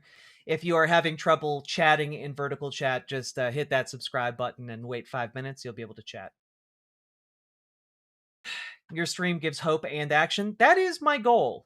That is my goal. And also, I hope some amount of entertainment, because God knows we need we need to be able to laugh in this particular moment. Neon Odyssey was funded to 16.1 million. Oh, fuck yeah. Beat Brandon Sanderson's Cosmere? God damn. Okay. But I like playing with my food. There were too many the uncreative trolls ruined it for the rest of us, I have no problem with people coming in and trolling and saying rude or mean things. But when you come in and you just post slurs, then we got to shut it down. We got to put up the shields. I'm sorry. Also, Sake Tanuki, thank you for the 5 tier 1 subs. Colorado Supreme Court approves new congressional district map. Yeah, the five flavors of Colorado.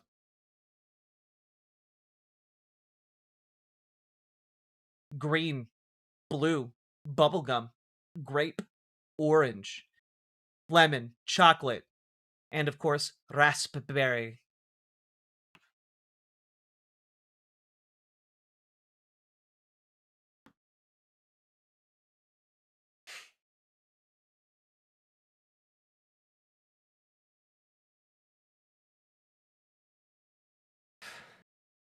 So yeah, to avoid burnout, make sure you're doing fun things with other people who are politically active that aren't just political action.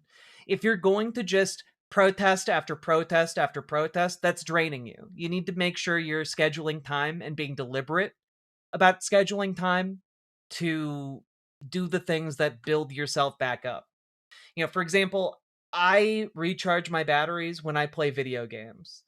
And like that's the thing that like helps me recharge my batteries, or read books or what have you. But like, I love video games a lot, and if I'm running low on my social powers, I just need to like retreat for like 3 hours and play video games, and then that'll be good to go.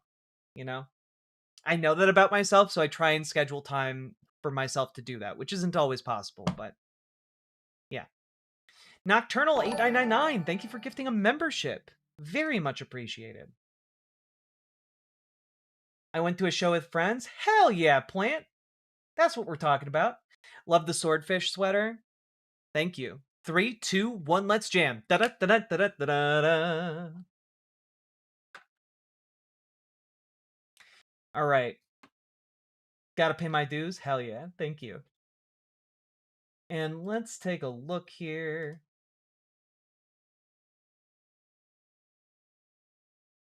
Okay, we are now going to go into... We're going to go into what's going on in Minnesota, because I think I think it's going to be interesting to say the least. And then we're going to talk a little bit about Elmo. And then we're going to talk about Donald Trump collapsing. So, sweet sweater, thank you. I'm breaking it in. I got it recently. It's 100% cotton, but there's like something about like the weave to it that like needs to kind of like just be broken in. What isn't going on in Minnesota? True.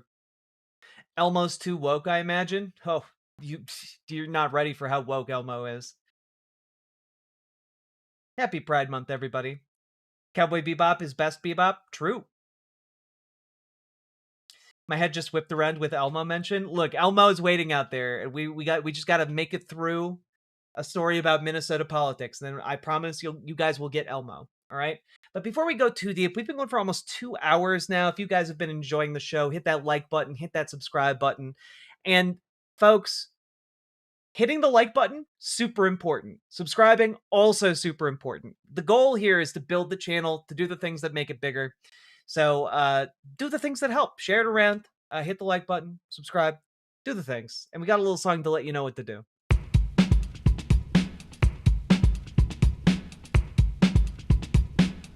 Hello, Ella Abyss. Click the button. Click the button. Click the button. Click the goddamn button. Oh, Ella Abyssal. Click the button. Click the button. Click the goddamn L5, no, not L5R. Click the button. Exalted reference? Click the goddamn button. Click the button. Click the button. Click the button. Click the goddamn button. Click the button. Click the button. Click the button. Click the goddamn button. Click the button. Click the button. Click the button. Click the goddamn button. Click the button. Click the button. Click the button. Click the goddamn button. Click the button. Click the button. Click the button. Click the goddamn button. Click button. Click button. Click button.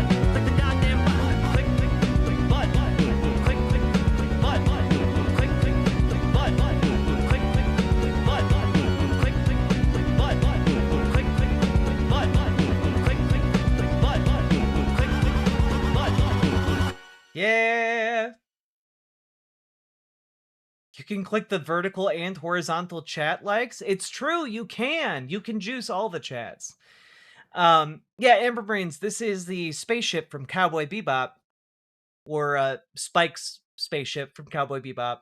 And it says 3, 2, 1, let's 3, 2, 1, let's jam.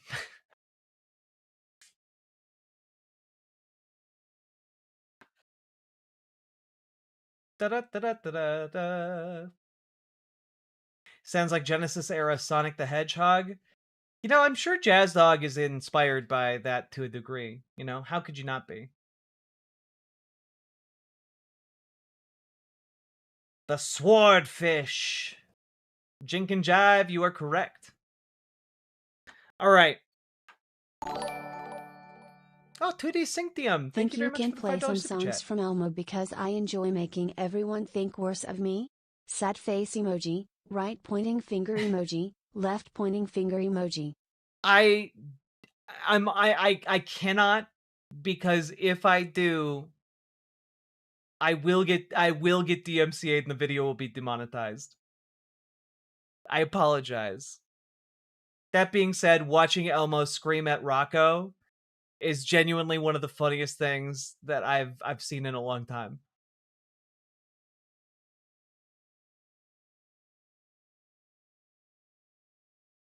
Calling in a DMCA orbital strike, indeed. Damn, I'm sorry. You know what though? You are gonna get a little bit of Elmo in the Minnesota story too, believe it or not. Okay, just a little bit. Are you guys ready for our next segment?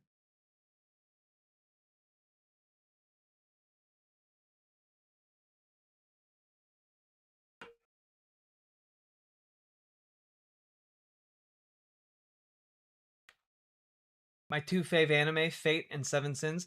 You know, I haven't ever watched the Fate animes. I should fix that. All right. Let's dive in, folks. So, folks, we have to talk a little bit about what happened in Minnesota recently. The Democratic Farmer Labor Party, which is the Democratic Party in Minnesota, there's a whole history there. We're not going to get into it. Suffice it to say, the Democrats in Minnesota, their political party is called the DFL. And the DFL convention happened, I think, last week. And a lot of drama went down. And for those of you who have been watching any of the political stuff in Minnesota, you know, I know we're not at the top of anybody's political, paying attention to list, but it's been wild, right? So we have a current representative for Minnesota named Angie Craig, who is trying to run for an open Senate seat being left by Senator Tina Smith, who's retiring, right? However, we also have a lieutenant governor, Peggy Flanagan, who is running for that same seat. And the battle in the primary has gotten very heated, to say the least. Now, what happened at the DFL convention is a big deal, because effectively who the DFL endorses means the world for the rest of the campaign. When the DFL endorses a candidate here, it means they are the one that the DFL is putting all of their volunteers, all of their resources behind. And if someone is not endorsed by the DFL, it means they cannot. They're locked out of collaborating with folks within the DFL for their campaign. And it doesn't mean that the campaign is just done, but it does mean that your campaign has been dealt a pretty severe blow. Now, Angie Craig is not very popular in Minnesota among Democrats and folks on the left, because she's largely been one of the representatives in Congress who has been very willing to collaborate with Republicans. She voted in favor of the Lake and Riley Act, for example, and that then came back to bite her when ICE in ski masks came and started abducting people off the streets of Minneapolis and terrorizing countless families and killing people in the streets. Like, that left a mark, and people aren't just gonna forget that when the election rolls around. And not only that, she's just the more conservative candidate in the DFL primary. And on the other hand, you have Peggy Flanagan. And you might be forgiven if you don't know who Peggy Flanagan is, but she is the current lieutenant governor of the state under Tim Walz. And she is also a very progressive candidate. She's an indigenous woman. In fact, she was, if Tim Walz had been elected in 2024 to serve as vice president, she would have been the first indigenous woman governor in U.S. history, which would have been pretty cool. And Peggy Flanagan is just genuinely really cool. And here's a little speech from her. We're building a movement that demands more from our leaders in Washington. So here's what I'm ready to throw down for. Raising the federal minimum wage and indexing it to inflation, because one job should be enough. Lowering the price of all prescription drugs, getting rid of prior authorization, and we're going to pass Medicare for all, friends.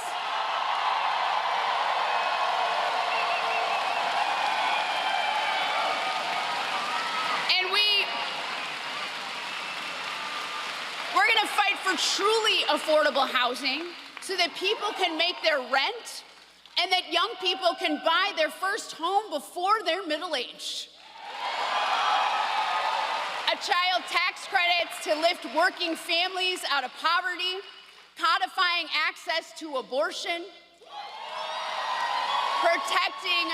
protecting workers on the job to ensure dignified and safe working conditions,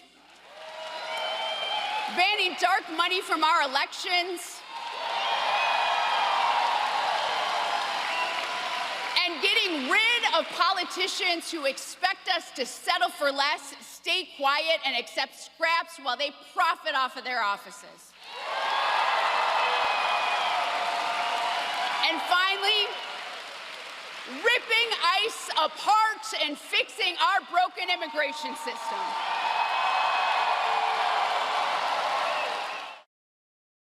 Yeah, like she's doing a lot of great work, and my understanding is she's not accepting corporate PAC money. And also, worth noting, she's also, as they say, down with the trans youth. She has specifically been vocally pro trans kids, which at this moment in time is, I think, incredibly important. And yeah, she's great. I like her a lot. And what was really exciting and interesting to see happen at the DFL convention was that essentially right before it happened, Angie Craig kind of read the writing on the wall and saw that she was not going to get the DFL endorsement.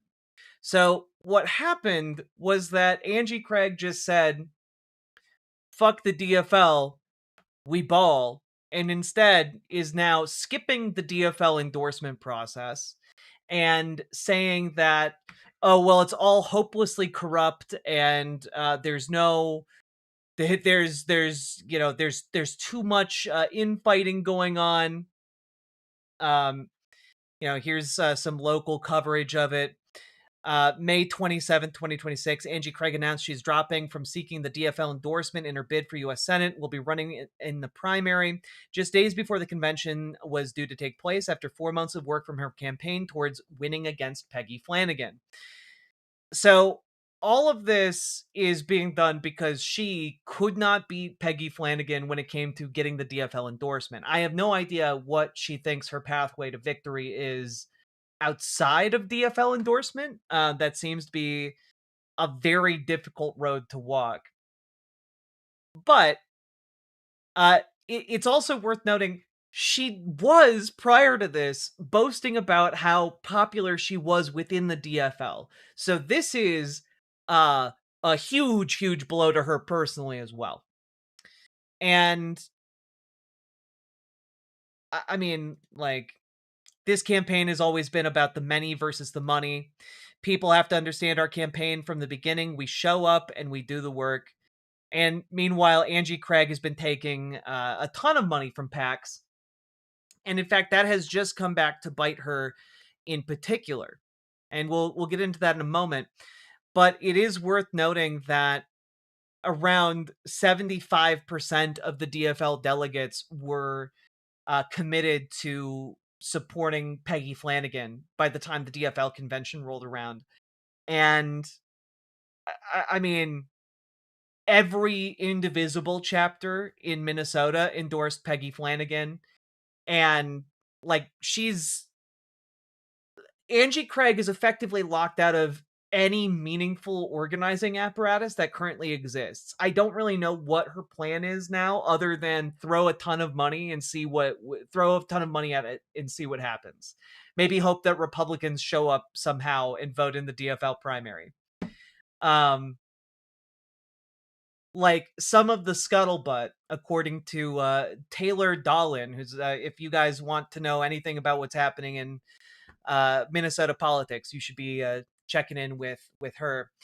The DFL primary poll for Congressional District 2, which is Angie Craig's district that she represents, apparently, even in her own district, Angie Craig is fighting for her life and is like tied neck and neck with Peggy Flanagan. That's devastating. That is devastating news. And there is going to be a debate on June 19th, and I will be hopefully covering that with you guys, because I would love to dive deep into it. What is the DFL? Democratic Farmer Labor Party. It is the Democratic Party in the state of Minnesota. It's a holdover from before the Democratic Party was a nationalized entity. It's a whole thing. We'll that's when my convention is. It's okay. It's okay. We'll be watching it. The VOD will go up. It'll all be good. But also, Flanagan isn't taking AI money, crypto money, APAC money, or corporate PAC money, and like has the support of every indivisible chapter. It's also worth noting that in basically every poll prior to the most recent one, Flanagan is up. Now, what's really interesting here, Flanagan's up plus 30, plus 6, plus 3, plus 12, plus 13, plus 11. What's really interesting here to me is that you'll note something interesting about the polling, which is that the most recent poll that has Angie Craig up by 1 point is done by an organization known as North Star Dawn PAC. That's really interesting because I think that this is basically the reason Angie Craig is staying in the race and continuing to try and fight. It's based off of this poll.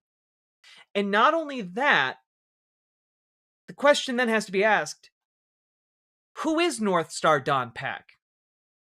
And I think that that's a great question worthy of being interrogated.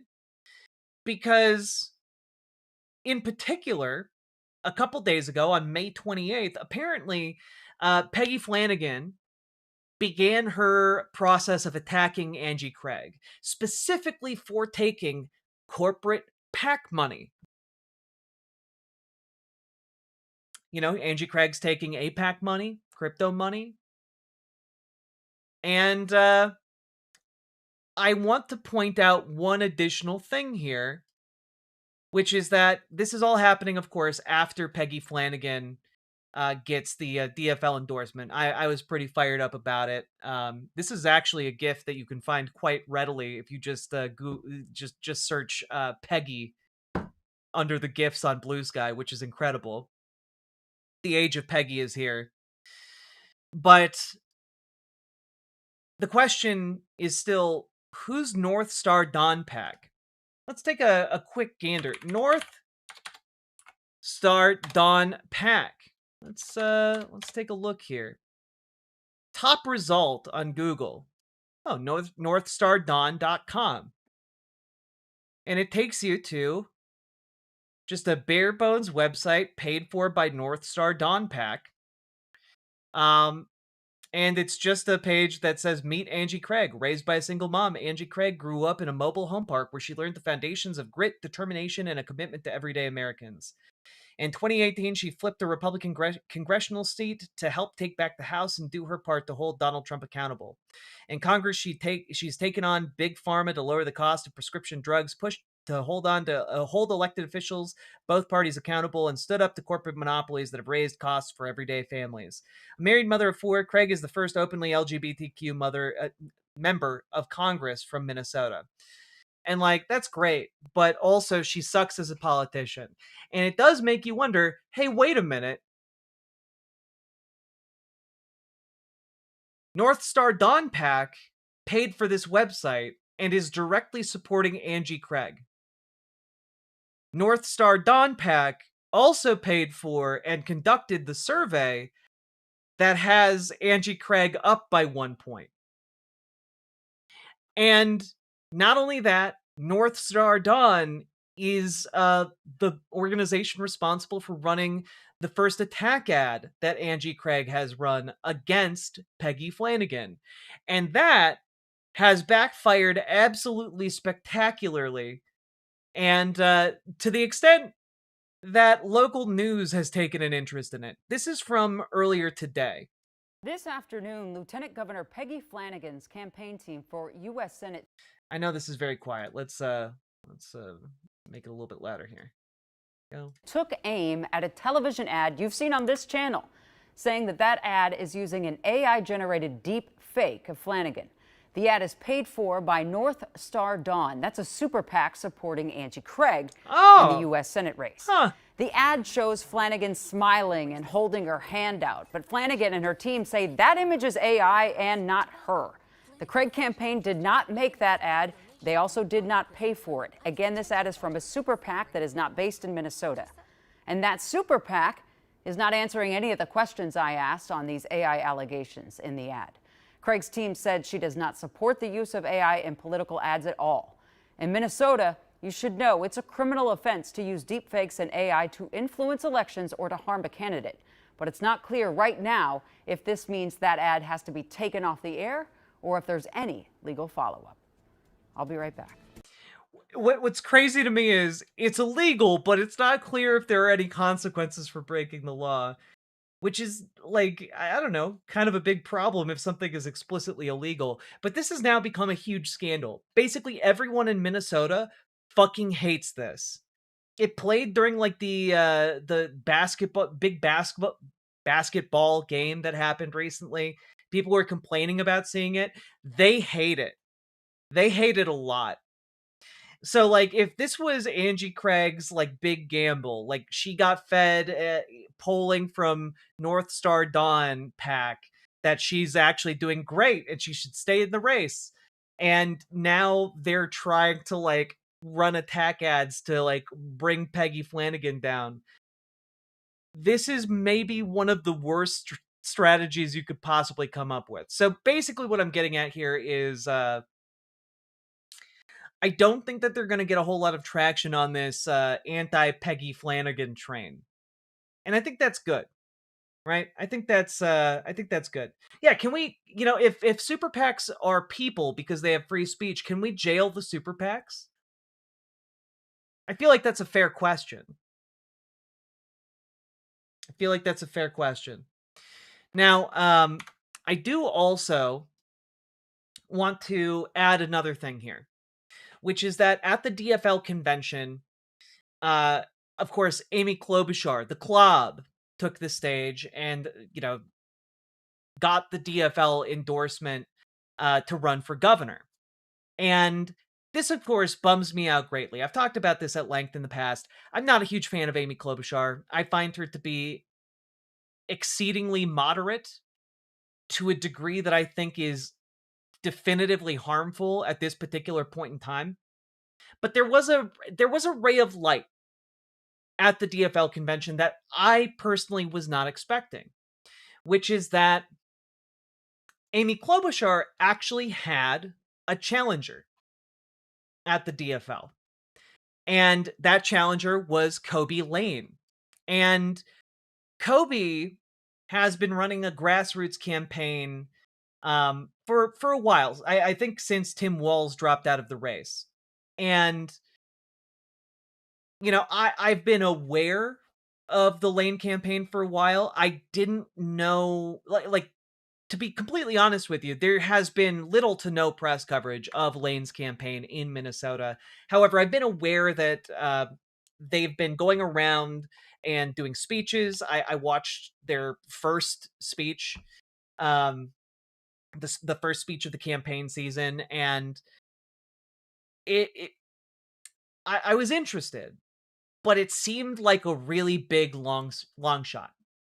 And what was really fascinating was that at the DFL convention, Lane got enough support within the DFL to actually take the stage as an equal candidate alongside Amy Klobuchar. And that challenge to the Klobuchar candidacy and the existence of another candidate on the left, I think is an incredibly, incredibly good thing, especially in this case, because even if Kobe Lane doesn't win, I think someone like Amy Klobuchar benefits greatly. And when I say benefits, improves greatly when there is pressure to do so. And in this case, having pressure from the left forces Amy Klobuchar to go farther to the left.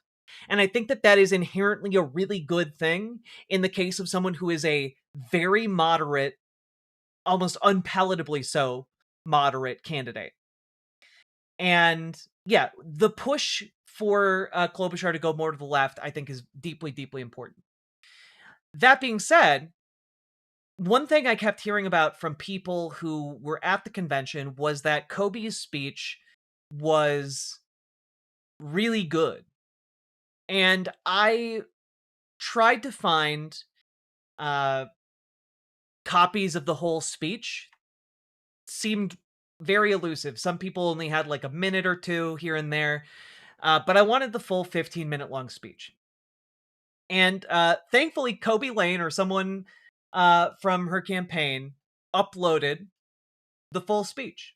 So we're going to take a look. And I think that this is great. Yeah, Klobuchar is very malleable. I think like one of the good things about politicians without a spine is that they can be molded to be better. And let's take a look. Let's see what is doing the molding here. UNIDO's trained over 50,000 constitutional observers and gave out 40,000 whistles, ones like this one. ICE violated our communities, and we became world leaders in organizing to defend our communities by nourishing, housing, and protecting our black and brown neighbors. And we will continue to organize until ICE is out. Abolish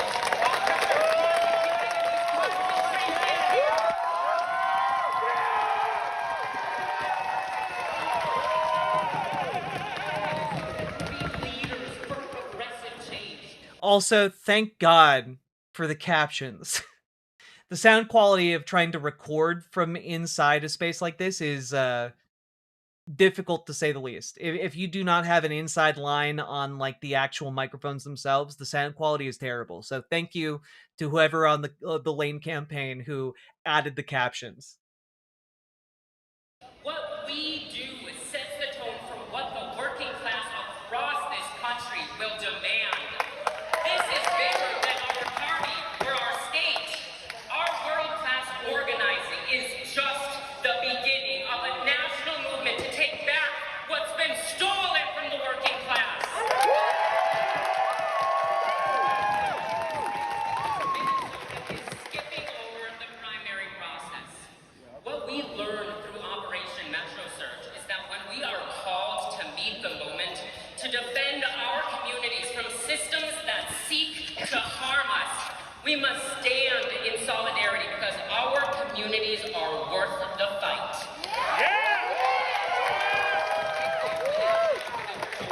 Someone with nowhere to go, I know you. If you've ever wondered where your next meal is going to come from, I know you. If you've ever given up on seeking justice, I know you. And if you refuse to give up fighting for what is right, I know you. Every community that is tired of being harmed at the hands of our government, tired of being harmed by elected leaders who side with big money instead of the people. Are they aligned with big money or are they with the people? Because they can't be both. We pass communities every day, but we cannot serve the working class unless we talk about systemic racism and our DNA. Just because we are not the Republican Party does not mean that our anti-racism work is done. Anti-racism work is hard. It's everywhere. But we need to get our house in order first before we judge the Republicans. What I mean by this, white candidates ask the black community for their support, yet too few mention the 2026 United Black Legislative Agenda. White candidates ask immigrant communities for their support, yet some candidates can't even stomach the words abolish ICE. This, I'm not gonna lie, this has some legs. This has some juice, you know? And like, I haven't seen polling numbers to be honest. I haven't seen anything that treats the Kobe Lane campaign like it has a legitimate shot. But I would be very curious to know where the needle actually stands locally, because I know that they've been doing the local work, right? This campaign has been doing the shit, you know? And at the very least, I'm intensely, intensely grateful that someone is running and bringing up very important and salient issues within the DFL in order to push Amy Klobuchar to better positions, right? And also, just from what we've seen so far, even if she doesn't win this particular race, I think she has a good shot of continuing to build up a local profile in a way that would allow her to win other positions.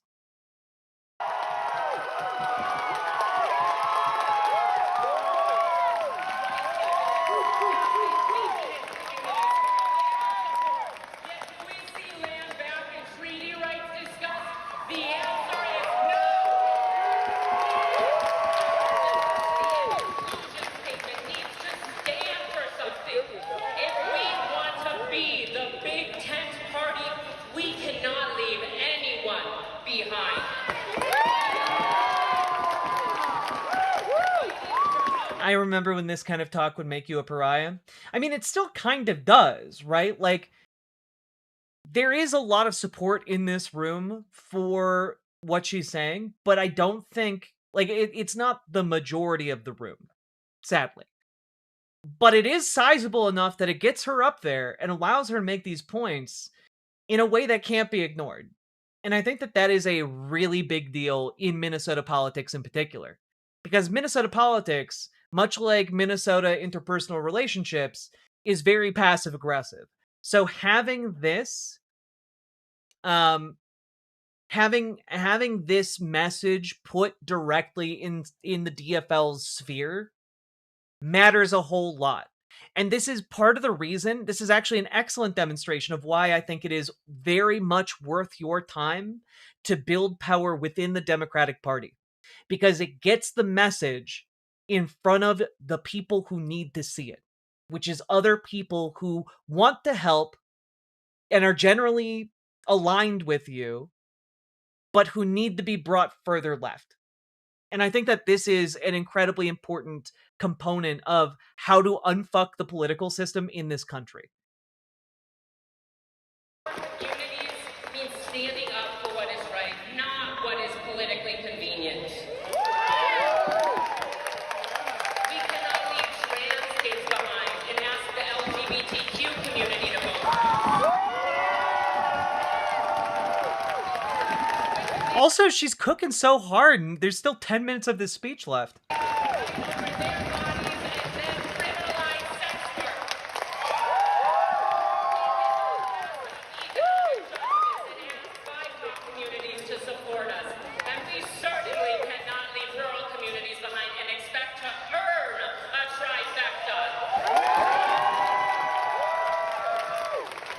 My understanding is that a lot of her time has been spent going into the rural parts of Minnesota to listen and like learn what their concerns are and how to include those within a kind of, you know, a governor platform.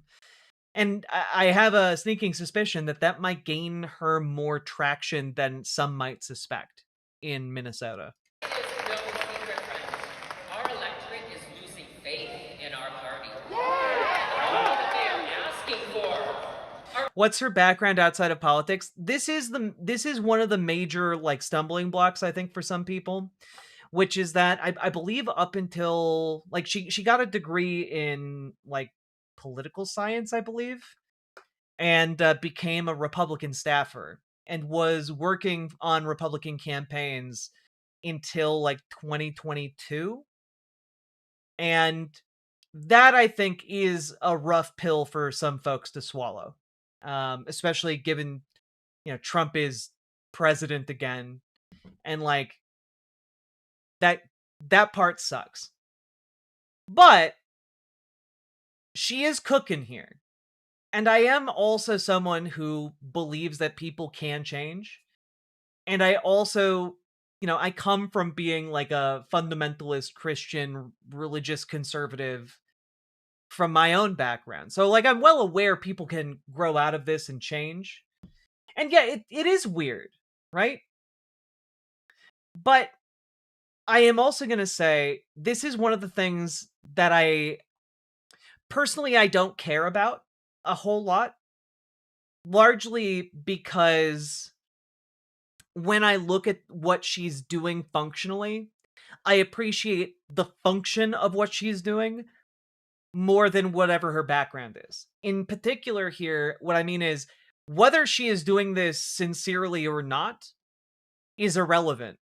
Because I think that her getting up and doing this type of message... Oh, Brian Ressler. Get yourself a beer. Thank you for the $10 super chat. Very much appreciated. So, my position is she's pushing Amy Klobuchar further left. And I do think that Amy Klobuchar is basically a gigantic machine here in Minnesota. And I do think that she has overwhelmingly the odds of winning in Minnesota. But that being said, I still appreciate someone who is willing to stand up and go the distance against Klobuchar to push her further left. And if Kobe Lane is going to do that, then I don't care if it's sincere or not. But I do think doing it now and pushing a candidate further left and then maintaining a consistent set of beliefs into a future campaign, I think that will alleviate a lot of people's concerns about that Republican background. So that's what I would say about that. If it starts looking like Kobe Lane might win, then maybe there's a more meaty conversation to have about the sincerity of her positions. And I do think she's sincere about them, like from what I've seen. I don't think people put this much grassroots effort into getting elected if they aren't sincere.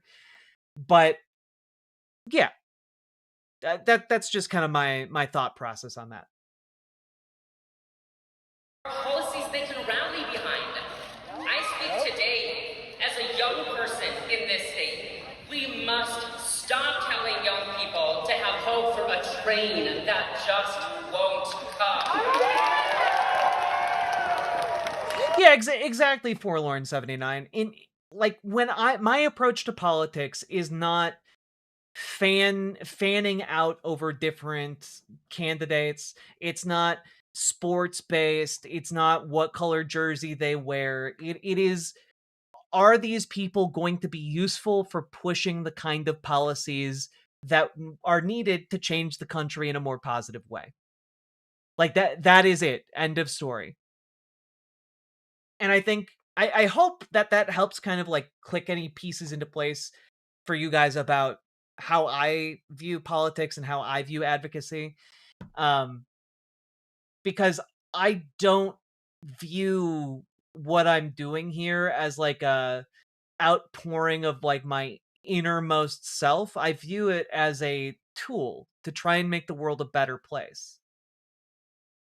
Like that's what I want. Like that's why I do what I do. And if somebody is sincere and cannot get us to that place, and someone is insincere and can get us to that place, I'll take the option that's more pragmatic and gets us to where we want to go. What they need. And it is up to our elected leaders to not only listen, but act.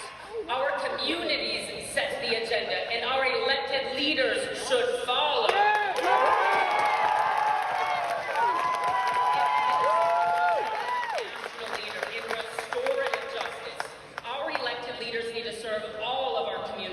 Across this state. Politics is about policy, not personalities, not platitudes. Oh, hey. She just said what I said, but smarter.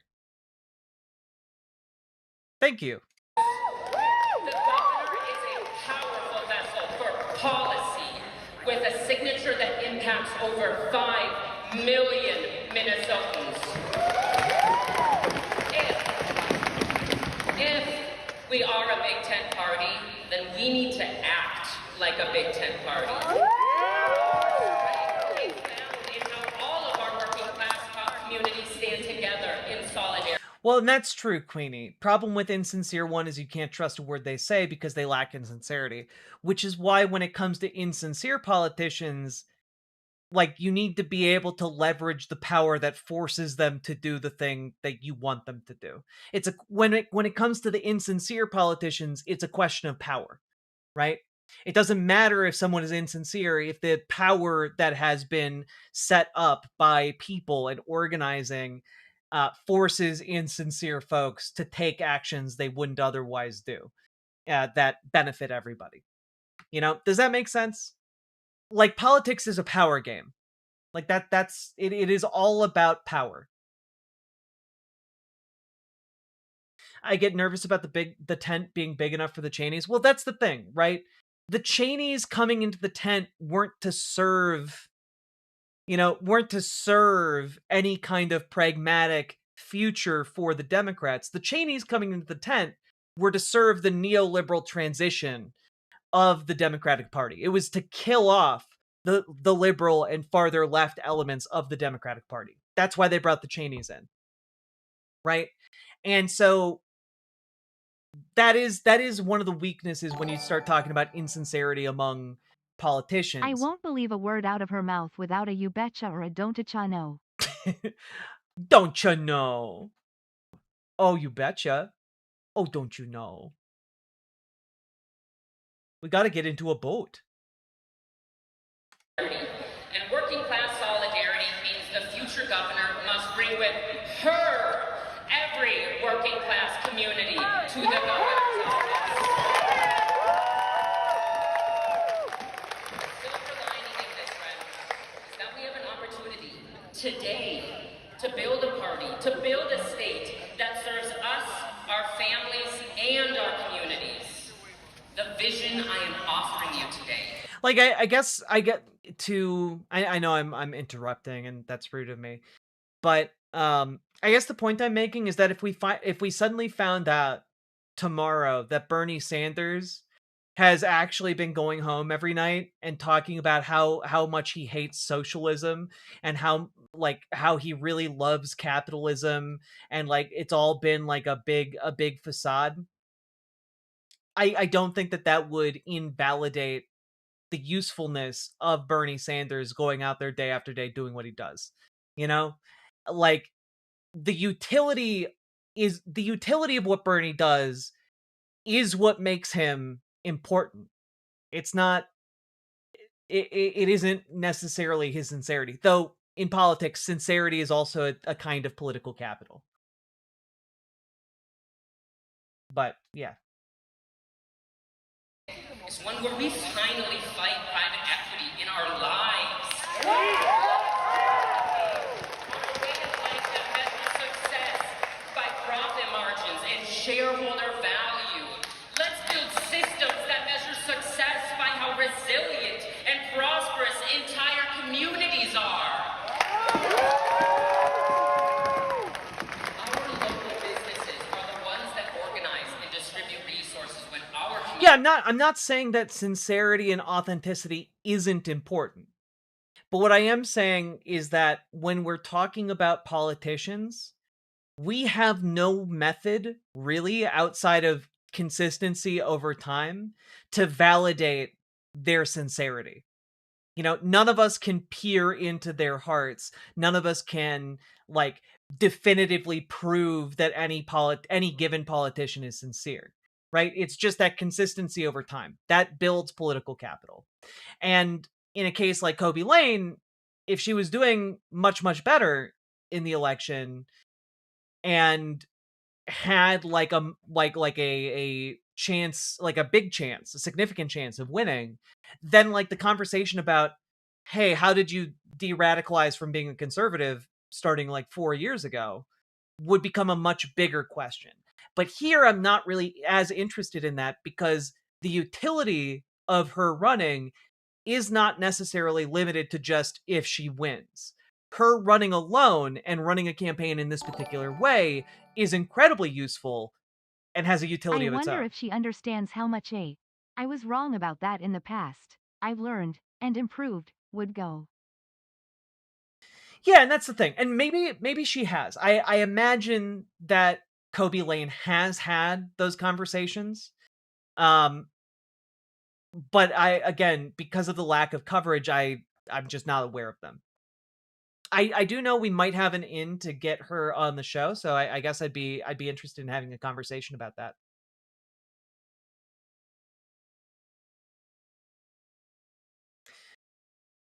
I'm confused and curious about what led her to working with Republicans. I mean, it's the same thing I talked about earlier. You know, a lot of she's relatively young. Like a lot of people grow up and they inherit their politics from their family. And especially in Minnesota, like that can mean like you inherited like your religious beliefs and your political beliefs from your parents, and that can kind of bake in a certain type of conservatism that's hard to shake, right? And when you then grow up, it can take some time to like unlearn some of those things, to de-radicalize from that. And I know I had a hard time doing that. You know, it wasn't until I was in my mid-20s that I had a better handle on what my politics were. And so like it's not it's not inconceivable to me, but I do think it's a valid question to have. Right? Yeah, Fetterman in particular is a very classic like set of red flags. And I know that that's what people are worried about with Graham Plattner too. And Graham Plattner, I think, has a lot of red flags in ways that aren't related to his sincerity. In my view, anyway. Just a lot of baggage on that guy. But that being said, I think his political utility is likely going to pan out. And in a similar way, I do find Kobe Lane to be very sincere. I'm not doubting her sincerity. I don't think people would be wrong to have questions about that. Communities are attacked. I didn't hear Target or Amazon speaking out and stepping up during Operation Metro Surge. Don't let them gaslight us into thinking that we need them more than they need us.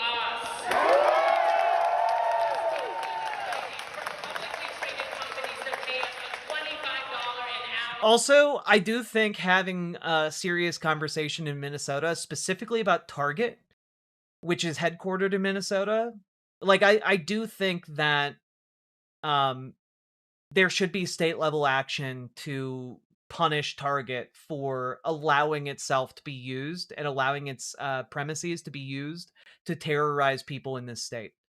What a like there are very few corporate moves that I can think of as disgusting as that, as they kidnap even the employees at Target. But is she wine mom enough to make you have questions about her son Sarah ity? God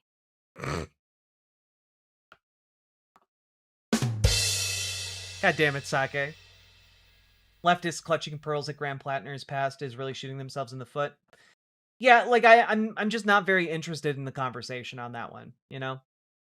I feel like my position is pretty simple and straightforward on him. Minimum wage and require them to host union elections annually. Hell yeah! Hell yeah! Target, want to fuck around? Let's make sure your workforce gets unionized. How about them apples?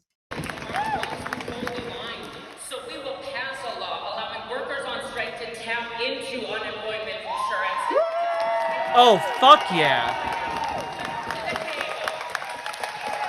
Hell yeah.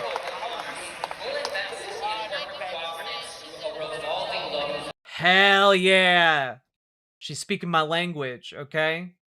I'm all about worker cooperatives. I'm all about making sure that unions have the ability to tap into unemployment. Let's go. Where every worker gets access to business ownership with every loan issued. But as long as our employers have us chained by our health care, we are not free to pursue other opportunities. Donald Trump's one big bullshit bill will kick 250,000 people from their insurance, and I will bet you the last $1.25 in my checking account that it will be someone you know. Also, did I concoct an entire segment supposedly about the Senate race in Minnesota just as a flimsy excuse to play the entirety of Kobe Lane's speech at the DFL convention? Yes, I did. That this is the entire purpose of why we're doing this segment. That is why this campaign is fighting for Medicare for all. That doesn't leave seniors.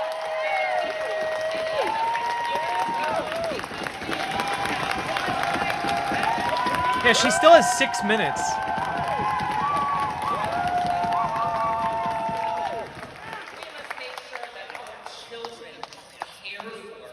It truly takes a village to raise a child.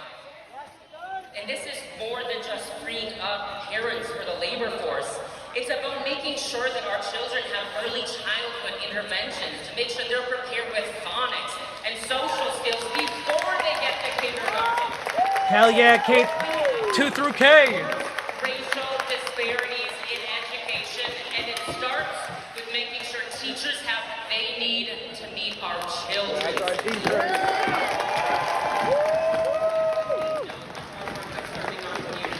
We deserve to go home to a place where the rent or the mortgage doesn't leave you wondering if you can afford groceries.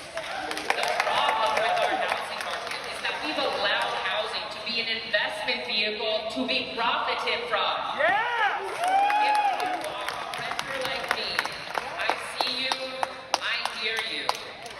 And that is why we are capping rent increases across the state to 3%. Hell yeah.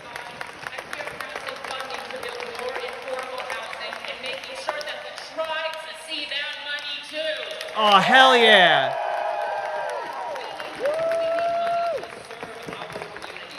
But you shouldn't have to foot the bill.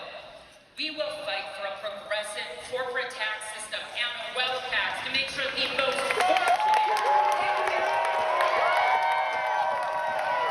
I like her a lot. I like her a lot. keeping this seat blue. However, the trend in this country is to take for granted the communities that vote Democrat in order to grab a couple extra independent and moderate votes. To beat fascism, we cannot abandon our values of freedom, self-determination, and justice.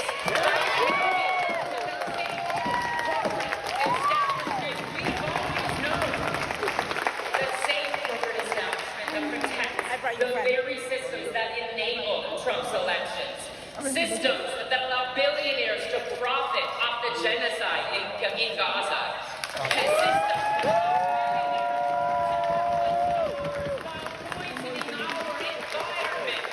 Yo, that line hits. Systems that allow billionaires to touch the stars while poisoning our environment. That line hits. It's a very good speech, guys. We are called to be good stewards of our lands and waters. Yet here we stand in a climate crisis. We will enact a moratorium on data center construction and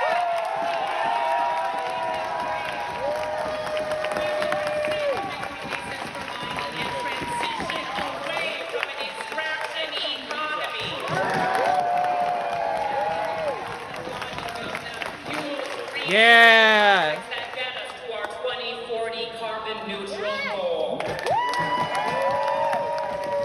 Minnesota's Dakota namesake, Minnesota,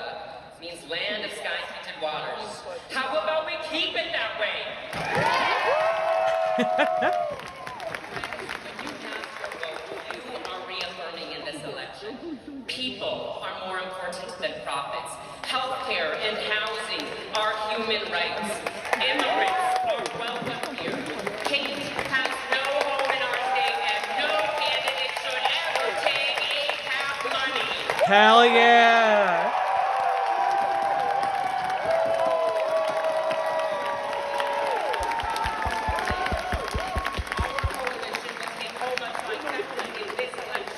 If we ensure we serve every working class community across this state. To many of you, Republicans are the enemy. If we, as a working class party, really believe it is top versus bottom and not left versus right, then our enemy is not the working class people on the other side of the aisle that are just as fed up with a corrupt two-party system that ignores the working class.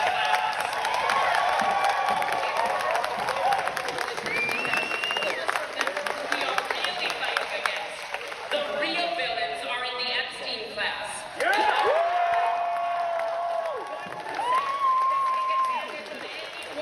For anything that they deem beneath them.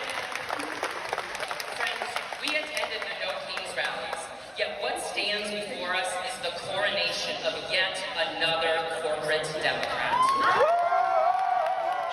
She's right. She's right. Is a working class candidate who refuses to be bought. I am running for governor, fighting for change, because if not me, who? Money doesn't vote, people vote. So let me be clear. You are in control of the fate of our communities. Together, we will make Minnesota a state known for racial, economic, and restorative justice. Who once said, there are three critical ingredients to progressive change and democratic renewal: good public policy, grassroots organizing, and electoral politics. Spelled out for us are the policies we need for thriving communities. Our communities are organized, angry, and fighting for change, and now it is our responsibility to take those demands to the ballot box. Chills. Chills.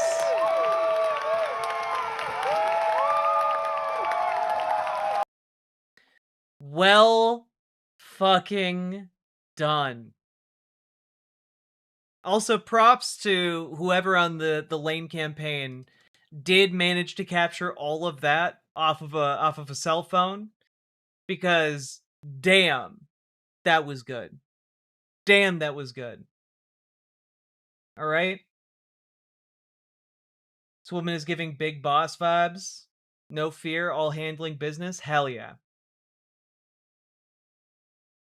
That was a damn good speech. It really, really was. And like the thing is, talking about your enemies are like the top 1%.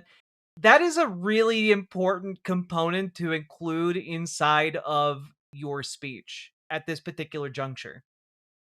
Because Joe Schmo, who votes Republican, he doesn't have a whole lot of institutional power. Jeff Bezos does, though. Elon Musk does, though. Like, those are the people who are feeding propaganda to Joe Schmo. And, like, making it clear to the Joe Schmoes who might be able to get reached that your beef is not against them because they're on a different team. Your beef is actually against the people who are paying for all the propaganda, creating the division on purpose. That, I think, is a savvy move, especially for a campaign that is centering working class people, right? Because, like, not everyone at the factory in the union is going to be a Democrat. Some of them are going to be Republicans, but they all got to walk the same picket line, you know? So, I think, I don't know. I think, like, that was a really, really good speech.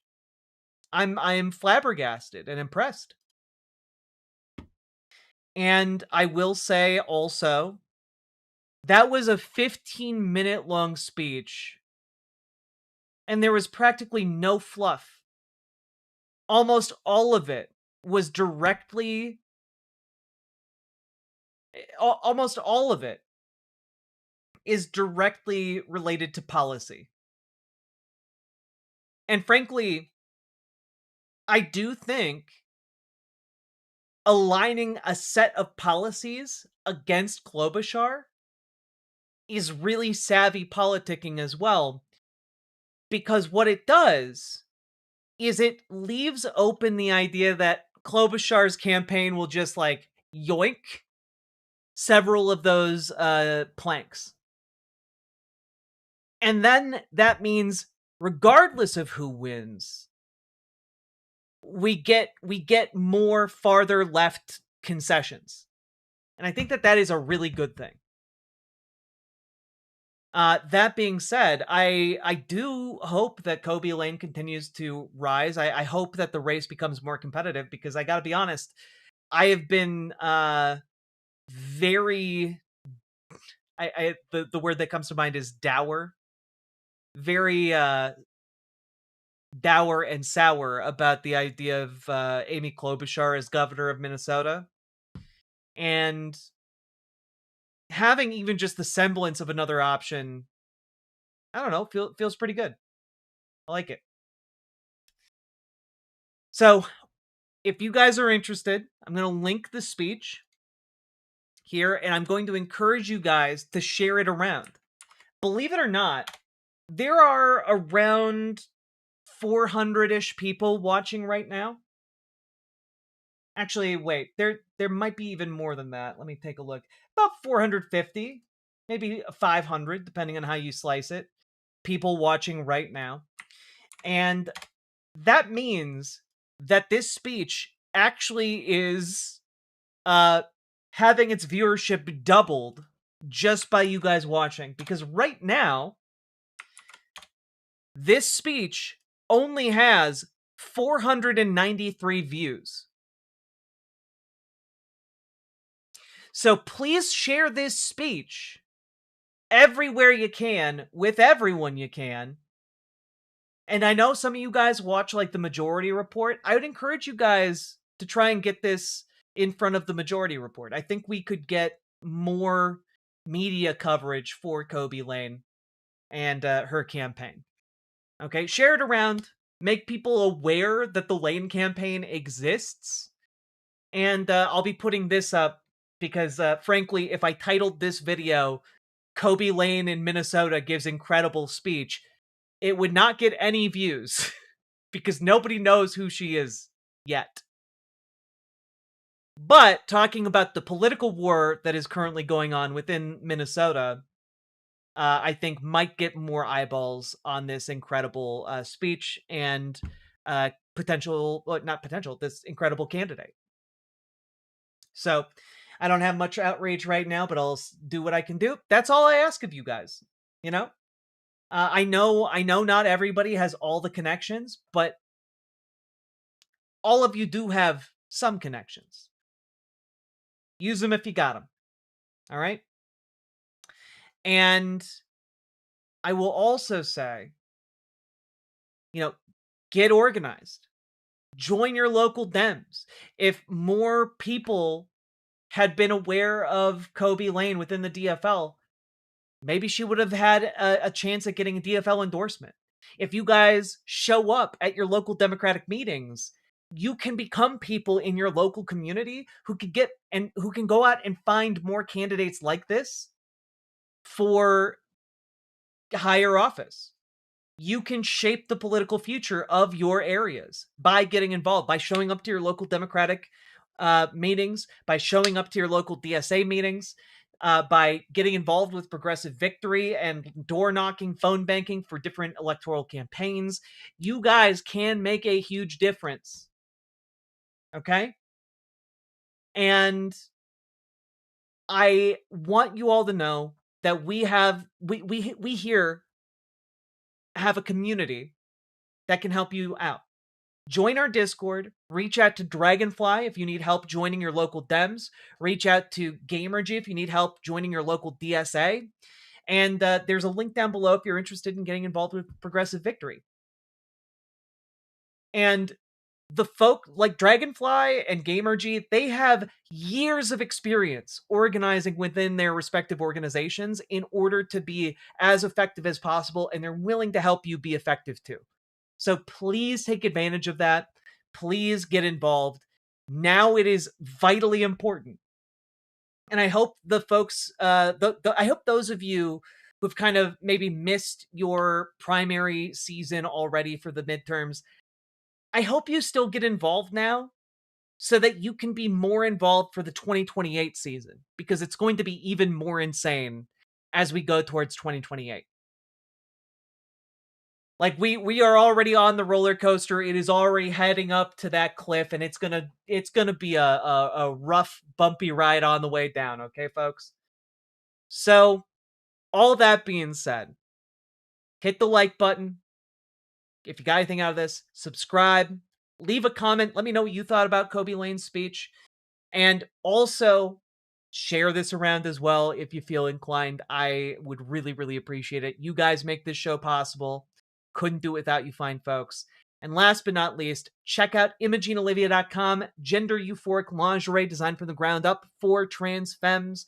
Also tested with cis men, cis women, non-binary folks. It is comfortable, sexy, non-tucking lingerie. Go check it out, ImogeneOlivia.com. Link down in the doobly-doo. Let's keep on going.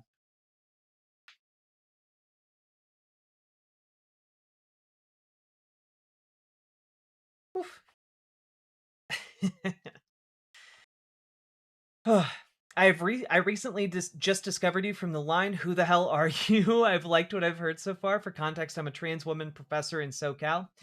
I am a political organizer, and I former video game journalist. COVID happened. I lost my job, and I discovered that people really liked me talking about politics more than they liked me talking about video games. And I've been doing that for the last 6 years. Jesus, time flies. And I am involved in a lot of grassroots organizing, getting people online organized in particular, trying to figure out how to tap into like online streaming and content creation communities to make them politically effective, has kind of been like the thrust of a lot of my organizing. And Jack is also secretly Black Widow. Look, at some point I will wear a cat suit on stream, and you will understand that that's true. But I'm a socialist. I talk about the news, politics. I provide political analysis. I also just cover silly things, as is my want. And sometimes I still do a little bit of the game journalism as a treat to like play video games and talk about them on stream. Whoa, didn't know you did video game journalism? Yeah, my first internship was actually at Game Informer. So my first internship was there, and I did a lot of freelance for a while. And if any of you are familiar with like Children's Miracle Network hospitals and Extra Life, I wrote the content on their website for a very long time related to video games. And so if you guys ever read any, like, I don't know how many of you might have come across it, but if you guys ever read a review on Extra Life about video games, that was me. All right.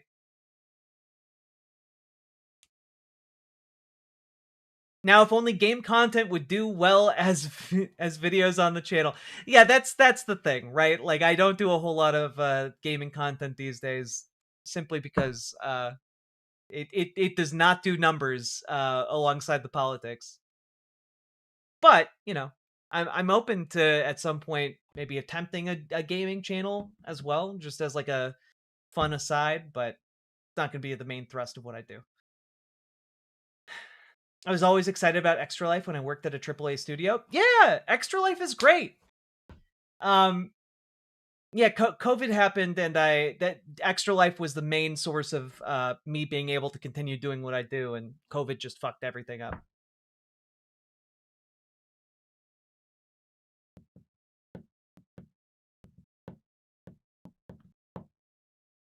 Still have a stack of Game Informer magazines, old ones. Ah, the glory days. But yeah, folks, by the way, if you guys haven't, you guys should check out MinMax, a friend of the show. It's also Minnesota based, and they do really great video game coverage. Very fun. They do a lot of streaming content as well, so check out MinMax, MINNMAX. And also, check out the new Game Informer, because I know a lot of people who work there, and they're all really talented and great. I used to do a D&D stream as well as Sailor Moon podcast with one of the folks who works over at the Game Informer now. Link, I don't have the link handy. Just Google MinMax. There you go. I have not seen the Lego lawsuit video.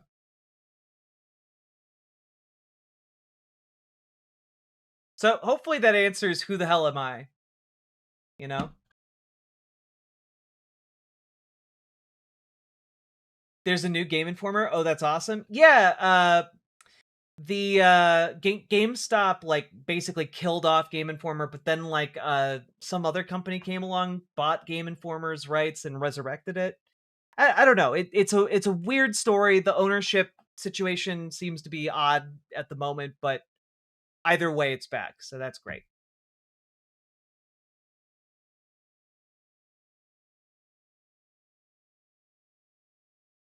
Oof, even have my membership card? Hell yeah. Also in Cali, I'm actually based in Minnesota. I'm based out of Minneapolis. So when all this was going down in Minneapolis, that was with ICE. That was one of the big things I was covering and talking about on the regular. Speaking okay. I need to use the bathroom. We've been going for about 3 hours, folks. So if you haven't yet, hit the like button on the stream, and remember to subscribe. And I'm gonna go use the bathroom. But before I go, I did want to berate horizontal chat. Okay, real quick. Now, horizontal chat, you sit over there on your laurels of likes. You think to yourselves, we are the superior chat to vertical chat, and yet I look over at vertical chat's numbers, and vertical chat, with 41 concurrent viewers at the moment, has 111 likes. And I look at horizontal chat, armed with almost 300 viewers, and I see 173 likes. You bring shame upon yourselves, horizontal chat. Shame. Had no idea you were so connected. I'm here for it. I don't think of myself as particularly connected. But anyway, I'm gonna play the click the button song so you guys remember how to like the stream, and then I'm gonna go to the bathroom and we'll play have a little musical interlude, and when I get back we'll talk about Elmo like I promised you guys.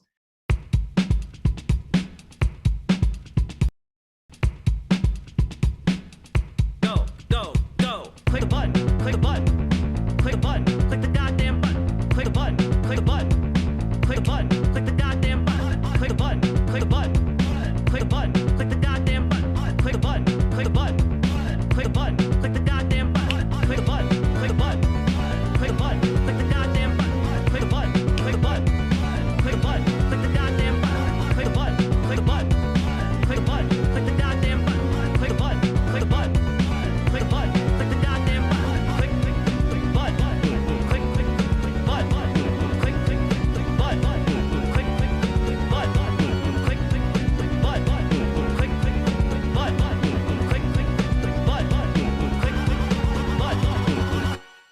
Hell yeah. All right, I will be right back. Let me set up something here. And there we go. Nailed it.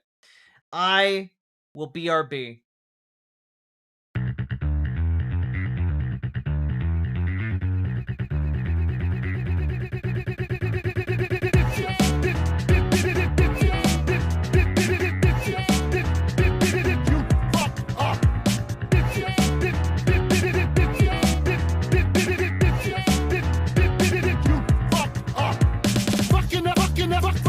A bunch of bitches if I ever seen a bunch. And I'm telling you to your face, if you don't like it, fuck you. They're fucking up this community. You can go home safe, but no, you're here to terrorize this city. Fuck you.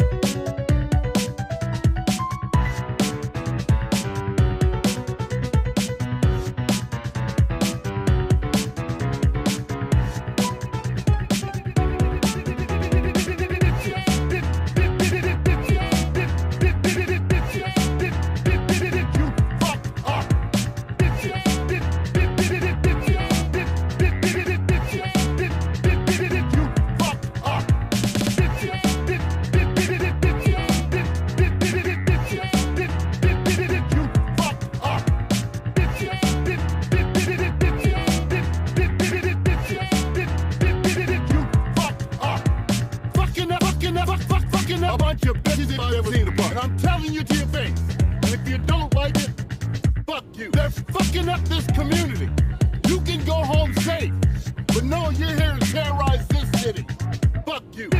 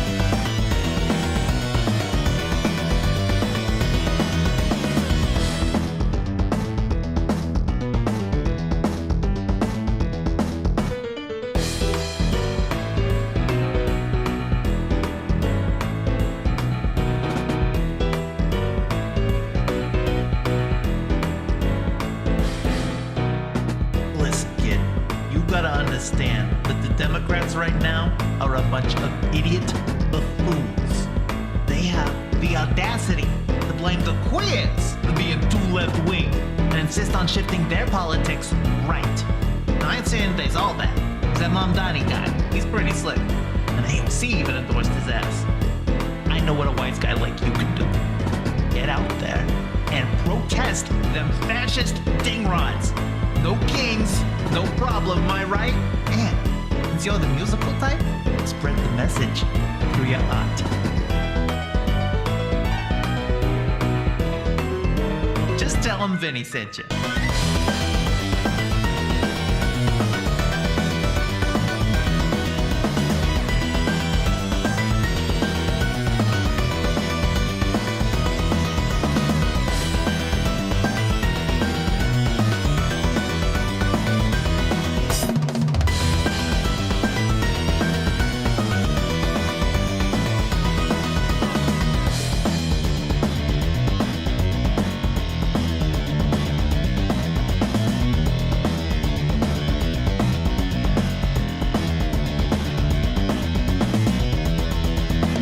Breaking news. New York City Democratic mayoral candidate and Muslim Zohran Mamdani has gone over 24 hours since last condemning Hamas, therefore implicating him as a terrorist against Jews. In other news, studies show ethno-states are in and human rights are out. In the interest of providing a fair and balanced debate on this subject, Republican Congressman Fred Dingleberry will be joining us tonight facing off against a homeless man's dog we stole from outside the studio. This has been Modern Journalism. Turn that shit off. You know I hate the tools over at the legacy media. So, you join DSA or what? This country needs it, honestly. The Democrats can't keep polishing the same turd every election. We need socialist solutions to all the fucked up shit going right now. Don't take me for a dumbass, though. I'm not talking third party.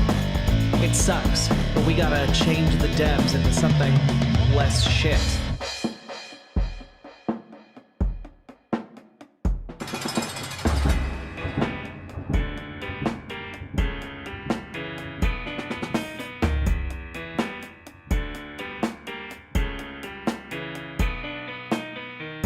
I had hoped that the white moderate would understand that law and order exists for the purpose of establishing justice, and that when they fail in this purpose, they become the dangerously structured dams that block the flow of social progress.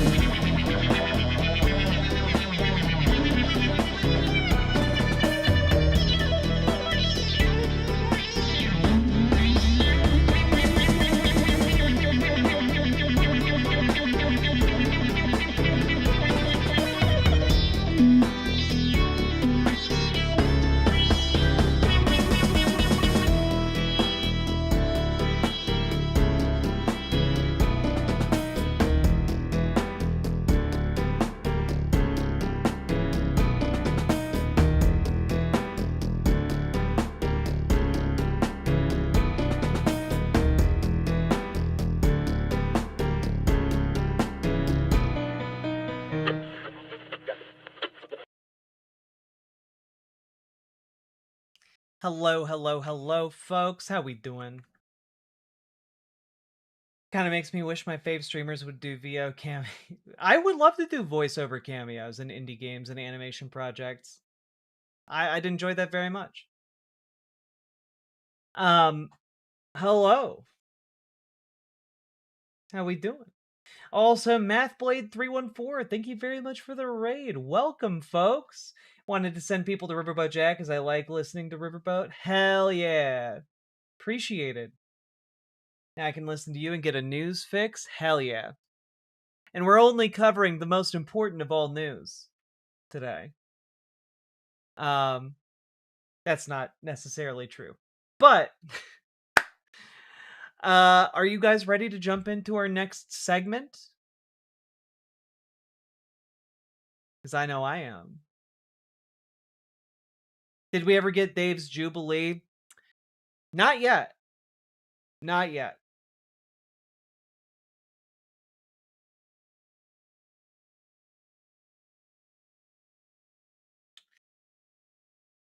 here we go.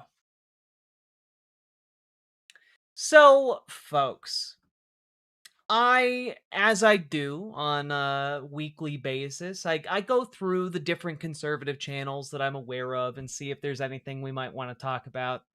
And I couldn't help but be completely and utterly sidetracked by this particular thumbnail from one Michael Knowles. And I guarantee you, whatever you're expecting, it's probably not going to be this. Is Elmo LGBT? Yes, the most pressing question among all of us is that furry red monster puppet gay and or trans? This, of course, has been haunting us for the last 80 years, since the very inception of Sesame Street. Are the monsters gay? Are they trans? And to what end?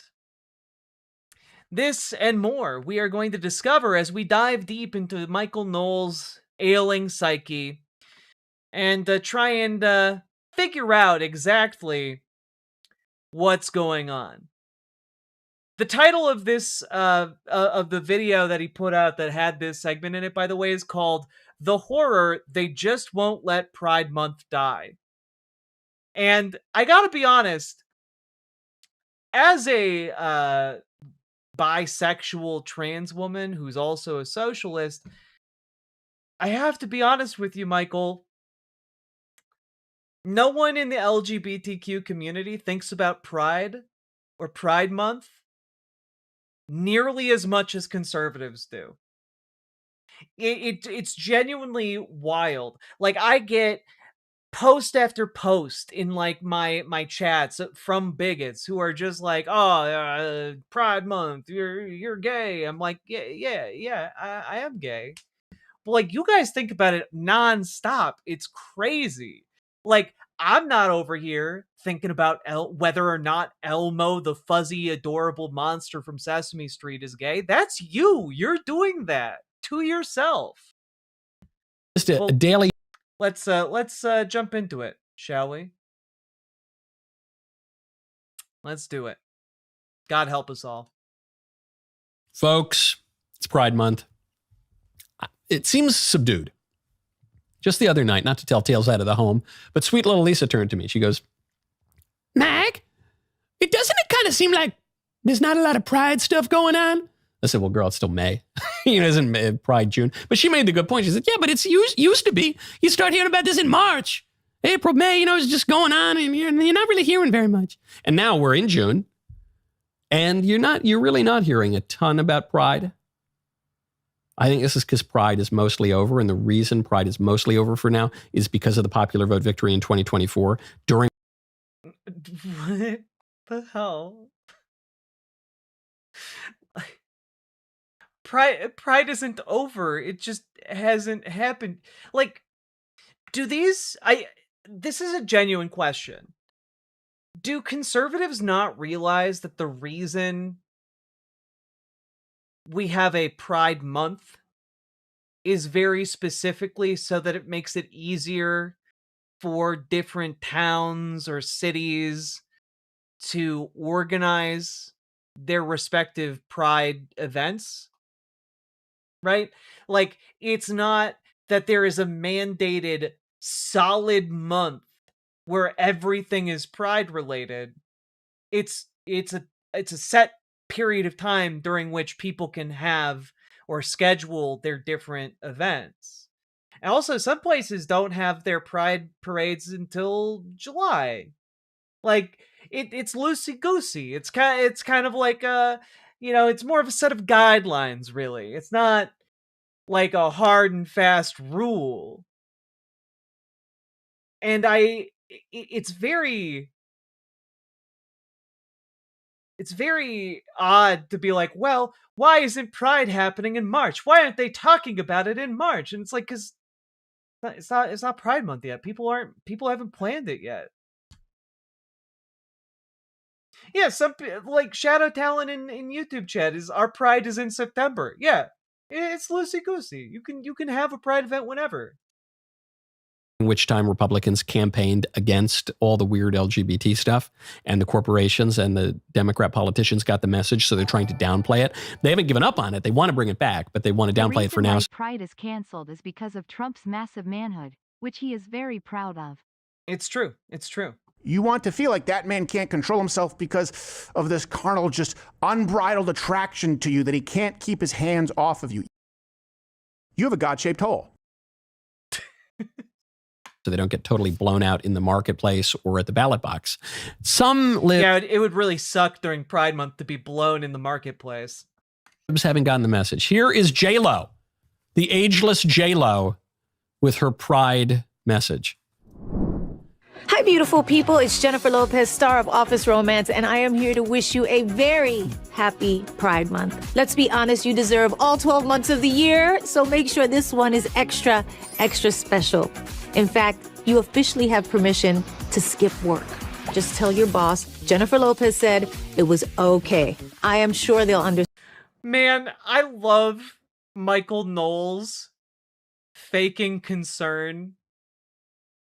Just like, yeah, J-Lo was undermining the corporate power structure.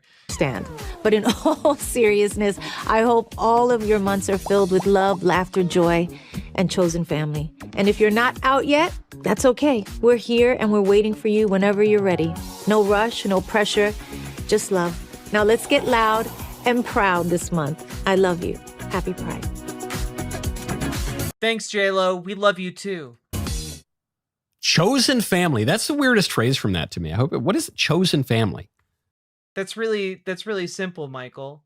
Chosen family is the family that you choose, as opposed to the family that you inherit by virtue of just coming out of somebody's loins, right? Great example of this might be, someone who gets involved in a friend group, but they are there for one another like they are family, because they are, in fact, a family. Good examples of this being like people who take in runaway children who need help, people who like just come for one another and like are there for one another and provide help to one another and support one another and love one another unconditionally, despite the fact that they are not blood related. That's typically what that means. Now, maybe Michael Knowles doesn't have an idea of what, encountering another person and loving them unconditionally might be like, though he is married, so he should kind of understand the concept of finding family. But I don't think when it comes to gay people, he thinks gay people are fully human beings. There's not really any such thing as chosen family, other than you choose your spouse, but then you're stuck. There's not really such a thing as choosing a family, except, this thing where you choose your family. It's like that, Michael, except you also choose the other people in your family unit. You choose your brothers and sisters. I'm sure Michael Knowles has never had, I'm sure Michael Knowles is familiar with the concept of brothers in arms. People who are bonded like family in the military. It's the same concept, but just in civilian life. It's people bonded together by chance, circumstance, choice. That's not difficult to understand, actually, at all.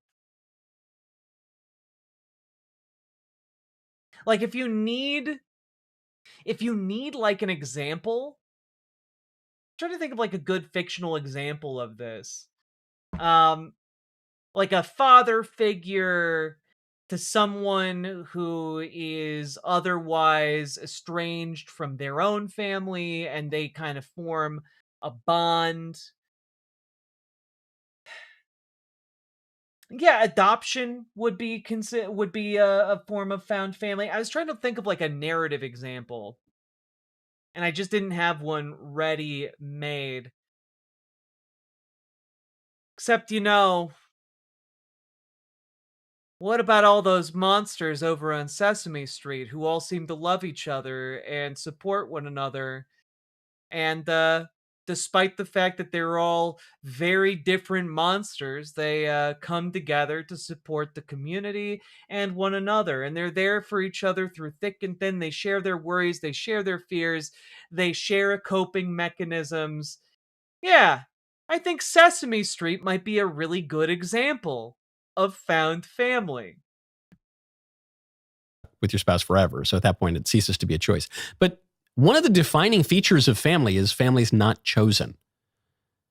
You choose. Oh, they talk about church family all the time. That's true. There is a lot of talk within Christian circles about like a church family. Yeah. Your friends. You can choose your colleagues to some degree, your business partners and stuff. But you don't choose your family. A chosen family is a contradiction in terms. Yet another reminder that all of the pride activism is simply about attacking the family and about attacking. Like, maybe this idea is like counterintuitive to Michael Knowles because he just doesn't understand human beings. But like, if, for example, your parents kick you out of the home and disown you for being gay or trans or what have you, when they do the disowning thing, they are literally telling you to your face, you are no longer part of our family. We disown you. And those people, those children, oftentimes, they go and find and make bonds with new people who act as a new family. They make their own family units. That's where this all comes from. And by the way, this can also happen to like cisgender heterosexual children or cisgender heterosexual adults. Like people can be alienated from their like original family for any given number of reasons. And people then go and find new bonds and a fellowship and camaraderie and yes, even familial bonds with new people. It's a very human thing to do. I'm fairly sure I've heard the Daily Wire family too. Yeah, of course. Normal relationships between men and women and the fundamental building block of society. And I think maybe J-Lo has some family LGBT stuff. I don't know. But in any case, it's notable that she's not, lady doesn't tell her age. She's no spring chicken. It's not all the hottest young stars who are really out there with the pride stuff. Pride feels dated to me. It feels kind of passé. It's kind of like your boomer relatives growing up when they were just like trying to relive the hippie days of the 1960s, try to relive their cool years in the 70s, and you just felt like, that's over, guys. Come on, get with the times. That's how I feel about the pride stuff. But some of these corporations are still pushing it. Sesame Street, this was a sad one because my kids do like at least some of the Sesame Street songs. Sesame Street comes out. Happy Pride Month from Sesame Street. Join us in celebrating and uplifting the LGBTQIA+. This one's sad. Yeah, although all that monster fur in a colorful pattern. That's so sad. Members of our community. And I guess I shouldn't have been surprised by this one because a lot of people don't know this. Do you know Joey and Davy monkeys? They're kind of minor Sesame Street characters, but they're two monkeys, Joey and Davy. Those are actually who the pox was named after. That's where you get it. So it's no surprise Sesame Street returning, but pretty creepy.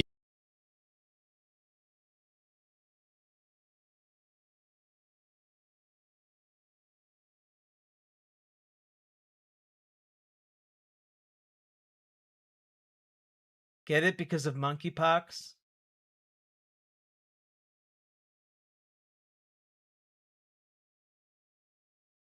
He's making a joke because he's saying the monkeys are gay, and so they're giving each other monkeypox, which was said to be spreading a lot in gay the gay community. Because Sesame Street is just to kids. And they didn't get the message. They didn't get the message from 2024. They're puppets, Michael. The puppets aren't giving each other STDs. Got to tune it out. Some of the Elmo songs are kind of cute, but otherwise, that's over. And then the one like, why on earth is Michael Knowles spending this much time and effort thinking about Sesame Street puppets having sex with each other? That's weird. Gay people aren't sitting around thinking about that, Michael. That's all you. You're the one bringing this weird puppet fetish into the limelight. that hurt me the most, it was my Yankees. I was looking.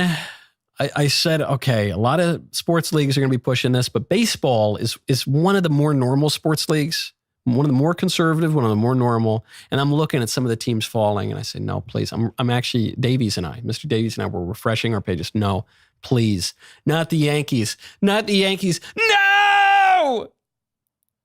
Happy Pride Month, says the New York Yankees with a rainbow flag in the Yankee. No, you don't. You don't have to do this, Yankees. You're not the Mets. The Mets do that. I'm half joking, but the Mets that's a more liberal team.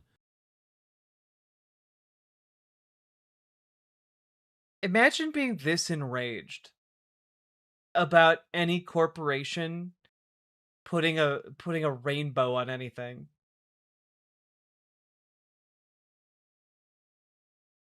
This is genuinely bizarre. It's a little weirder. It's a little Yankees. You're the one. You remember the good Steinbrenner era? You weren't even allowed to have a beard. Now you're not allowed to have a beard, in the sense of a gay guy having a wife. Also, just as an FYI, in case anyone's wondering, Ben Shapiro seemingly understands the idea of, a family that isn't one that you spawned out of your loins. Because here, Ben Shapiro says in 2021, watch Adam's new show only at the Daily Wire. Announcement, Adam Carolla is joining the Daily Wire family. The Daily Wire family? That doesn't make any sense to me. I'm Michael Knowles. I have no idea what people mean when they say family, and they don't mean the wife that they fucked and had children with. Like, get your head out of your ass, Michael. Can't even. No, it's all gay. You don't have to. Oh, you don't have to do this, guys. Who is this for? Yeah, baseball players, famous for being the straightest guys around. Never look at how much they slap each other's asses. We won the popular vote running against the rainbow. You don't have to do that. The MLB broadly. Also, the idea that, again, I've debunked this so many times at this point, but the idea that the Daily Wire, that Republicans won in 2024 due to a backlash on LGBTQ issues, that's just not the case. We've looked at the data before. The data coming out shortly before the election showed that Republicans, the top issues that move them when it comes to voting were not related to trans issues or LGBTQ issues. It was literally the only thing Republicans cared about less were climate change issues. That's the only thing out of 22 different topics. The only thing Republicans cared less about than trans issues or LGBTQ topics was climate change. There were literally 20 other issues that they thought were more important.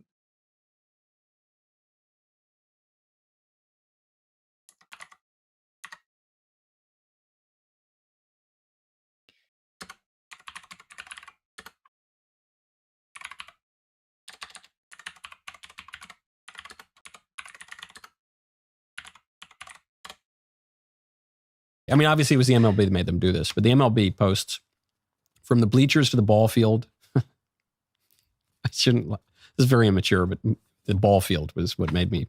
From the bleachers. Yeah, look, you're even laughing about it because a lot of the terminology in sports is very gay. You know this. To the ball field, everywhere in between. Baseball is for everyone. #pride. It's for everyone except for kids and Christians, religious Jews, Muslims, normal people who don't want weird sex stuff just constantly foisted upon them. It's for everyone. And by everyone, they mean for like 2% of the population, apparently. Yeah, again, I showed this the other day, but here's from October 9th of 2024. Very interesting breakdown on issues here. But when you take a look at Gallup's polling, shortly again before the election. Unironically. I'll take a look at that in just a second. We take a look at Republican voters here. Literally the only thing that Republicans cared less about in the whole field of topics was trans rights. The only thing they cared about less was climate change. Next was transgender rights, and next was race relations, right? Republicans were not motivated to turn out in 2024 because they deeply care about trans issues. Their top concerns were economy, immigration, terrorism, and national security, crime, and taxes. I'm not saying it played no role, of course, but it was not the top of mind for any Republican voters. Well, not any, but most Republican voters in 2024. Now, what is this?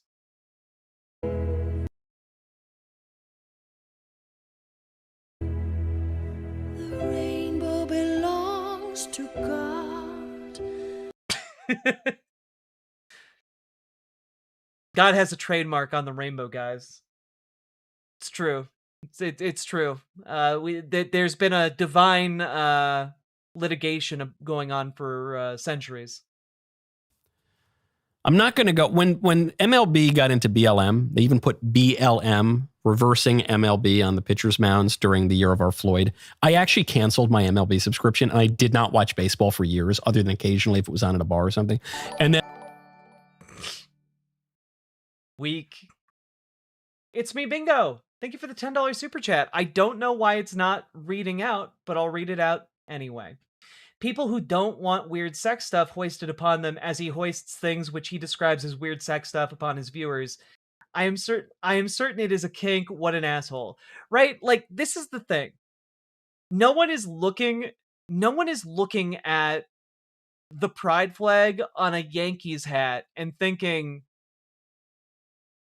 butt sex. No one's doing that.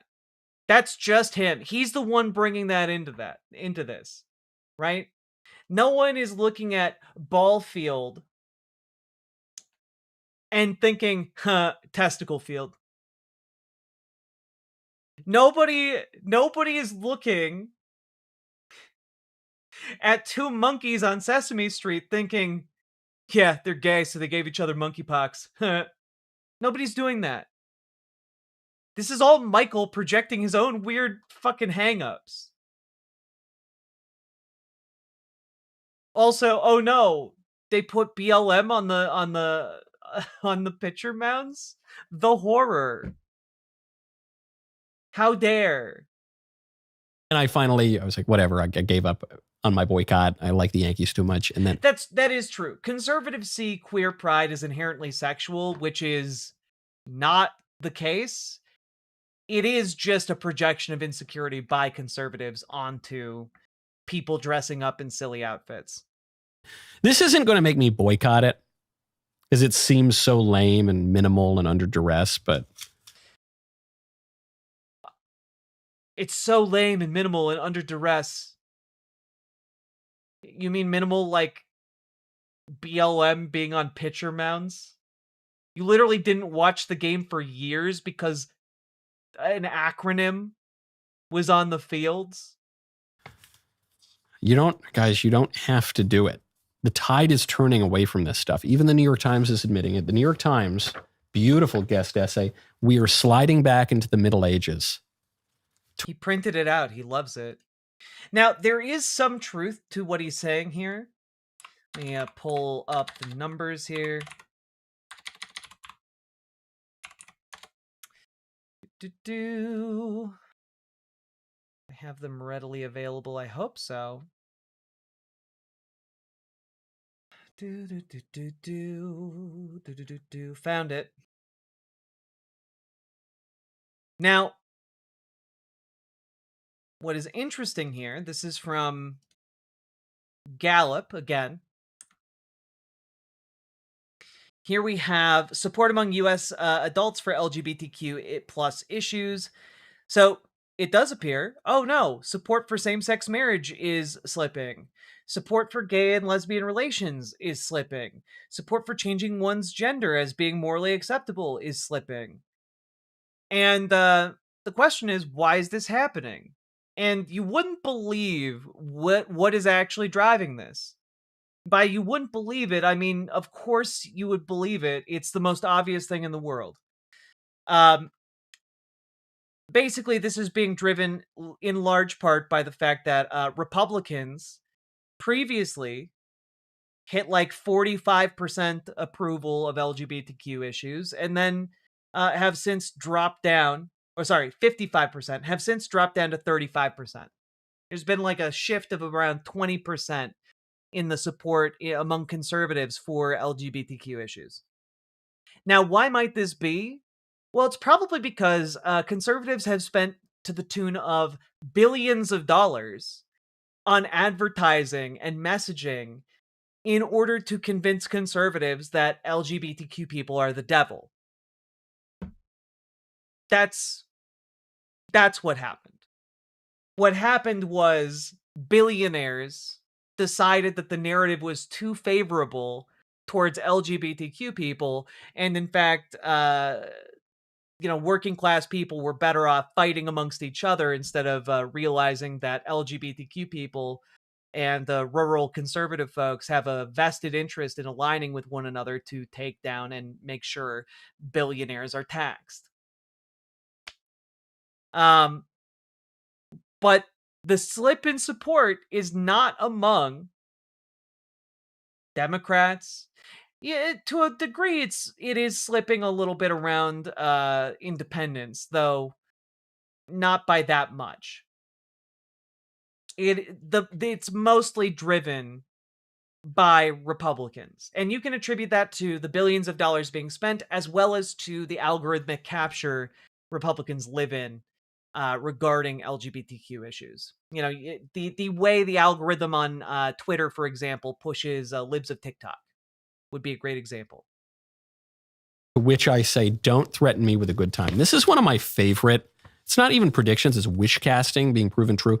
All the libs, and even some of the fancy Republicans and conservatives, they made fun of me a year or two ago because I came out and I said, guys, it's not enough to just be like the libs were 2 years ago. Don't be squishy. I don't want to return to 2012. I want to return to 1220. We can keep some modern things like modern dentistry, but otherwise, the guys in 1220 understood the world a lot better than people did in 2012 or 2020. You know what's fascinating about this? We can keep some modern things like dentistry, but we need to go back to 1220. You mean back when we had feudalism and people were, oppressed as peasants? Back when we had feudal lords and aristocracy that could like murder anyone they wanted and get away with it? Oh, he's so dumb. No, he's not dumb. He's a fascist. Right? That's what he is. When this is genuinely, I agree, A. Ferris. This is refreshing honesty from Michael Knowles. Michael Knowles will just go out and straight up say the thing that he's actually advocating for. No one, for fuck's sake, no one wants that. What a brain dead thing to say. Well, that's the thing, right? He knows that it's unpopular, but he doesn't care because his purpose here is to shift the Overton window farther to the right. Right? Like, that's what he's doing. When he says he wants to go back to 1220, he wants to move the Overton window farther to the right, outside the bounds of democracy, closer to a kind of theocratic feudalist way of thinking. You know, he's that's genuinely what he wants. And much to Mr. Eliminate Transgenderism's chagrin, trans people still existed in 1220. I know, right? But still. 26. And all the libs and all the fancy Republicans made fun of me, but it's happening. We are returning to 1220. Love that. We'll find out why.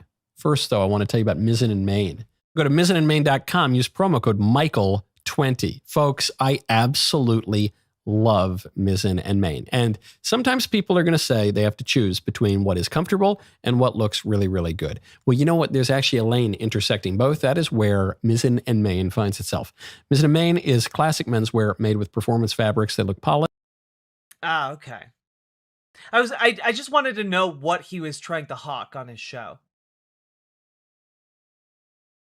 Really good New York Times essay. Sentence I never thought I'd say, by Katja Ungerman. Oh, actually, we just finished the part where he talks about Elmo being gay. Unfortunately, not a whole lot of talk about Elmo being gay. He talked more about the monkeys on Sesame Street being gay. I guess he mostly wanted to talk about men playing baseball and make dick jokes and STD jokes, I guess. He wants a king, it's treason then? I mean, yeah, functionally, if you ask a lot of MAGA Republicans if they would rather have democracy or Donald Trump be the leader forever, they would say Donald Trump be the leader forever. They do not comport or align with democracy because they are very deep in the cult of personality.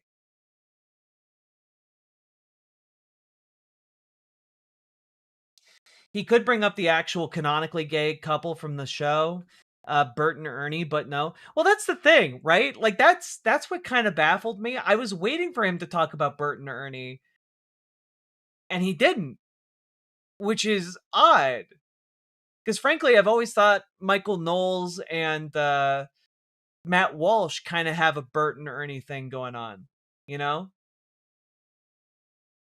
Ernie obviously would be Michael Knowles, and Bert would obviously be Matt Walsh, you know? And honestly, I do think that that's kind of what Michael Knowles truly yearns for, you know, at the end of the day. You know?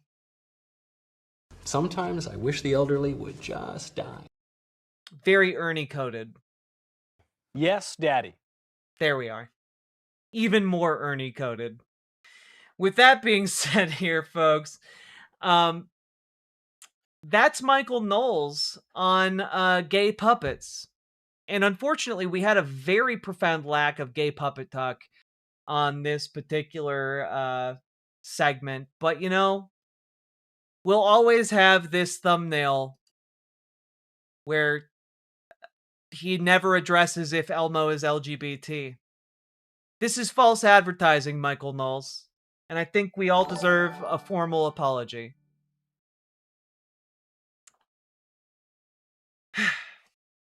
That being said, if you got anything out of this, hit the like button, hit the subscribe button, leave a comment. Let me know. Is Elmo LGBT? I don't think so. My personal stance is I think Elmo's just a cool puppet who really hates Rocco. Rocco is behind this? Yeah. I think the Daily Wire is a Rocco-based scheme. And all that being said, leave a comment. Comments really help. And also, get organized, folks, because Michael Knowles is serious about a project to take us back to 1220. He is serious about that. And if you want to be serious about resisting that and in fact pushing us towards a better future instead of trying to take us back 800 years, then you need to get organized too. Join your local Dems, join your local DSA. If you need help getting involved, You can reach out on Discord, !Discord in any of the chats. And reach out to Dragonfly for help joining your local Dems. Reach out to GamerG for help joining your local DSA. We need people to make their local Dems more progressive and more responsive to the working class. And we need people to make their local DSAs more effective and more intertwined with the local working class. We need people to do that. All right. And if you are interested in getting directly involved in national pushes for door knocking or phone banking, join Progressive Victory, because Progressive Victory, regardless of where you're at in the country, can hook you into those electoral campaigns to do door knocking, phone banking, text banking, and the market research to figure out where different hyper-local markets stand, not markets, hyper-local communities stand regarding different issues to help up and coming politicians who want to be socialist, progressive, and present issues in a way that will reach the people in their communities. So, all of that being said, also check out ImogeneOlivia.com. Gender euphoric lingerie designed from the ground up for trans femmes. Also tested with cis women, cis men, non binary folks. It is comfortable, it is sexy lingerie, and you know what? It's non-tucking as well. So check it out, because if you do, Michael Knowles will die a little bit inside. ImogeneOlivia.com, link down in the description. Let's keep on going.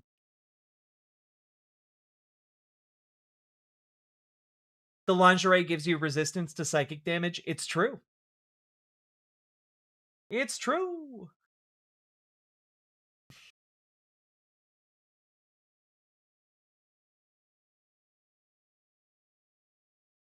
Now, folks, we've been going for about 4 hours now. If you've been enjoying the show, hit that like button, hit that subscribe button, and do consider dropping those subs, donos, memberships, super chats, etc., because you guys make this show possible.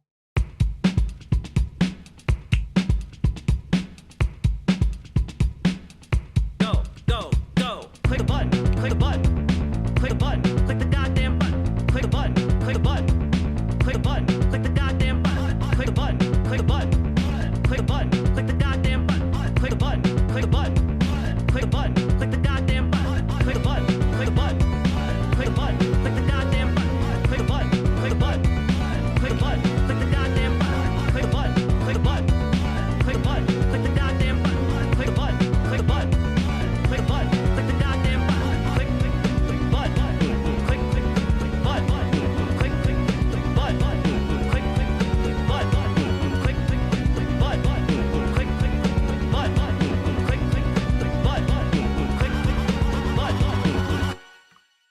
Hell yeah, nostalgic bard Sukui.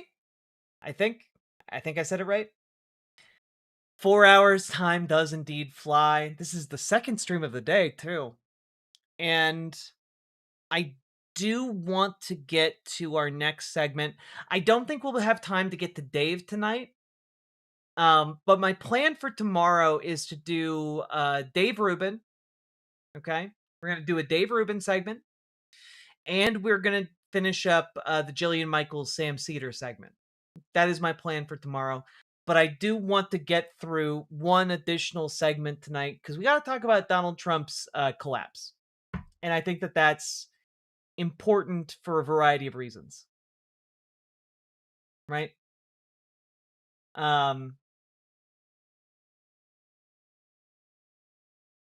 Never say you're going to do Dave Rubin.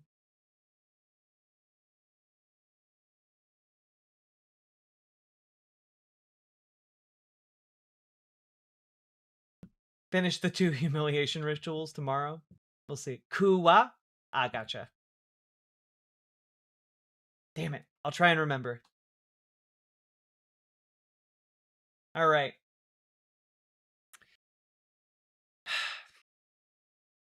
Let me make sure this is all loading properly. Of course.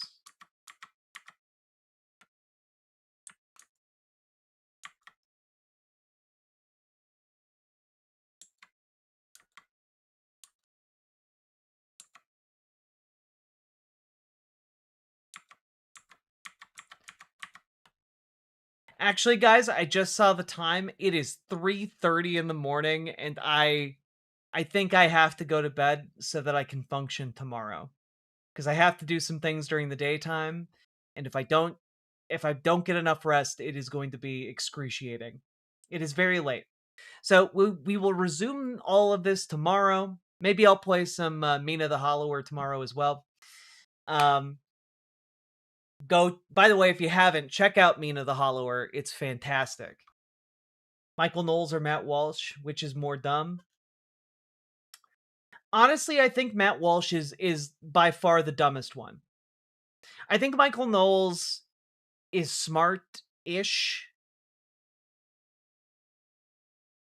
And I think he's not really doing what he wants to be doing with his life.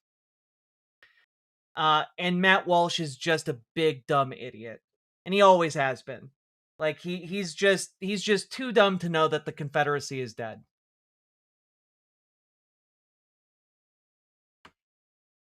But thank you for the $2 super chat, Thistle.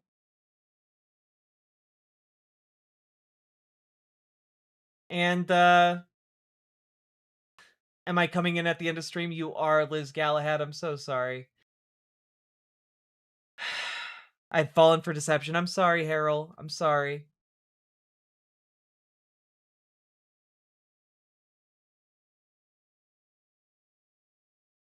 All right. Good night, everybody. I will see you all tomorrow.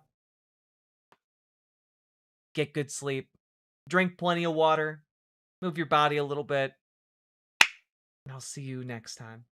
Bye.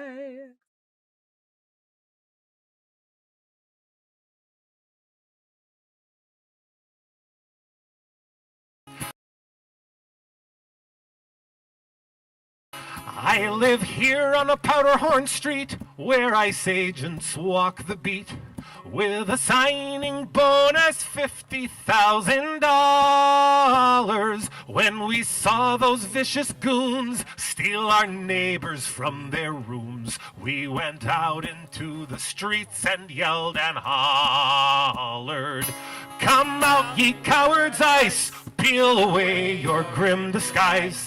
Tell your wife how you take orders from the fascists, and how the city you betray made you run like hell away from the white and snowy streets of Minneapolis." Very good. Won't you tell her how you stood in the way of Renee Good, how she tried to leave but you were too afraid of her, how she did just what you said, so you shot her in the head for the crime of standing up for her own neighbors. Come out, ye cowards, ICE! Come out, ye cowards, ICE! Peel away your grim disguise. Tell your wife how you take orders from the fascists, and how the city you betray made you run like hell away from the white and snowy streets of Minneapolis. I bet you felt so big and strong when Nurse Pretty came along, and he tried to shield a woman you were beating. 6 agents held him down, and you shot him on the ground, and stood around to watch him as he lay there bleeding. Come out, ye cowards, ICE! Peel away your grim disguise. Tell your wife how you take orders from the fascists, how the city you betray made you run like hell away from the white and snowy streets of Minneapolis. Come, let us hear you tell how you serve the country well, gassing children in their schools and cars and houses, and how the nation's great distress can be solved by DHS if you repress the rage your cruelty arouses. Come out, ye cowards, ICE! Peel away your grim disguise. Tell your wife how you take orders from the fascists, fascists, and how the city you betray made you run like hell away from the white and snowy streets of Minneapolis. Come out, ye cowards, ice! Peel away your grim disguise. Tell your wife how you take orders from the fascists, and how the city you betray made you run like hell away from the white and snowy streets of Minneapolis. From the white and snowy streets of Minneapolis. Thank you so much. My name is Ben Grosscup. Good to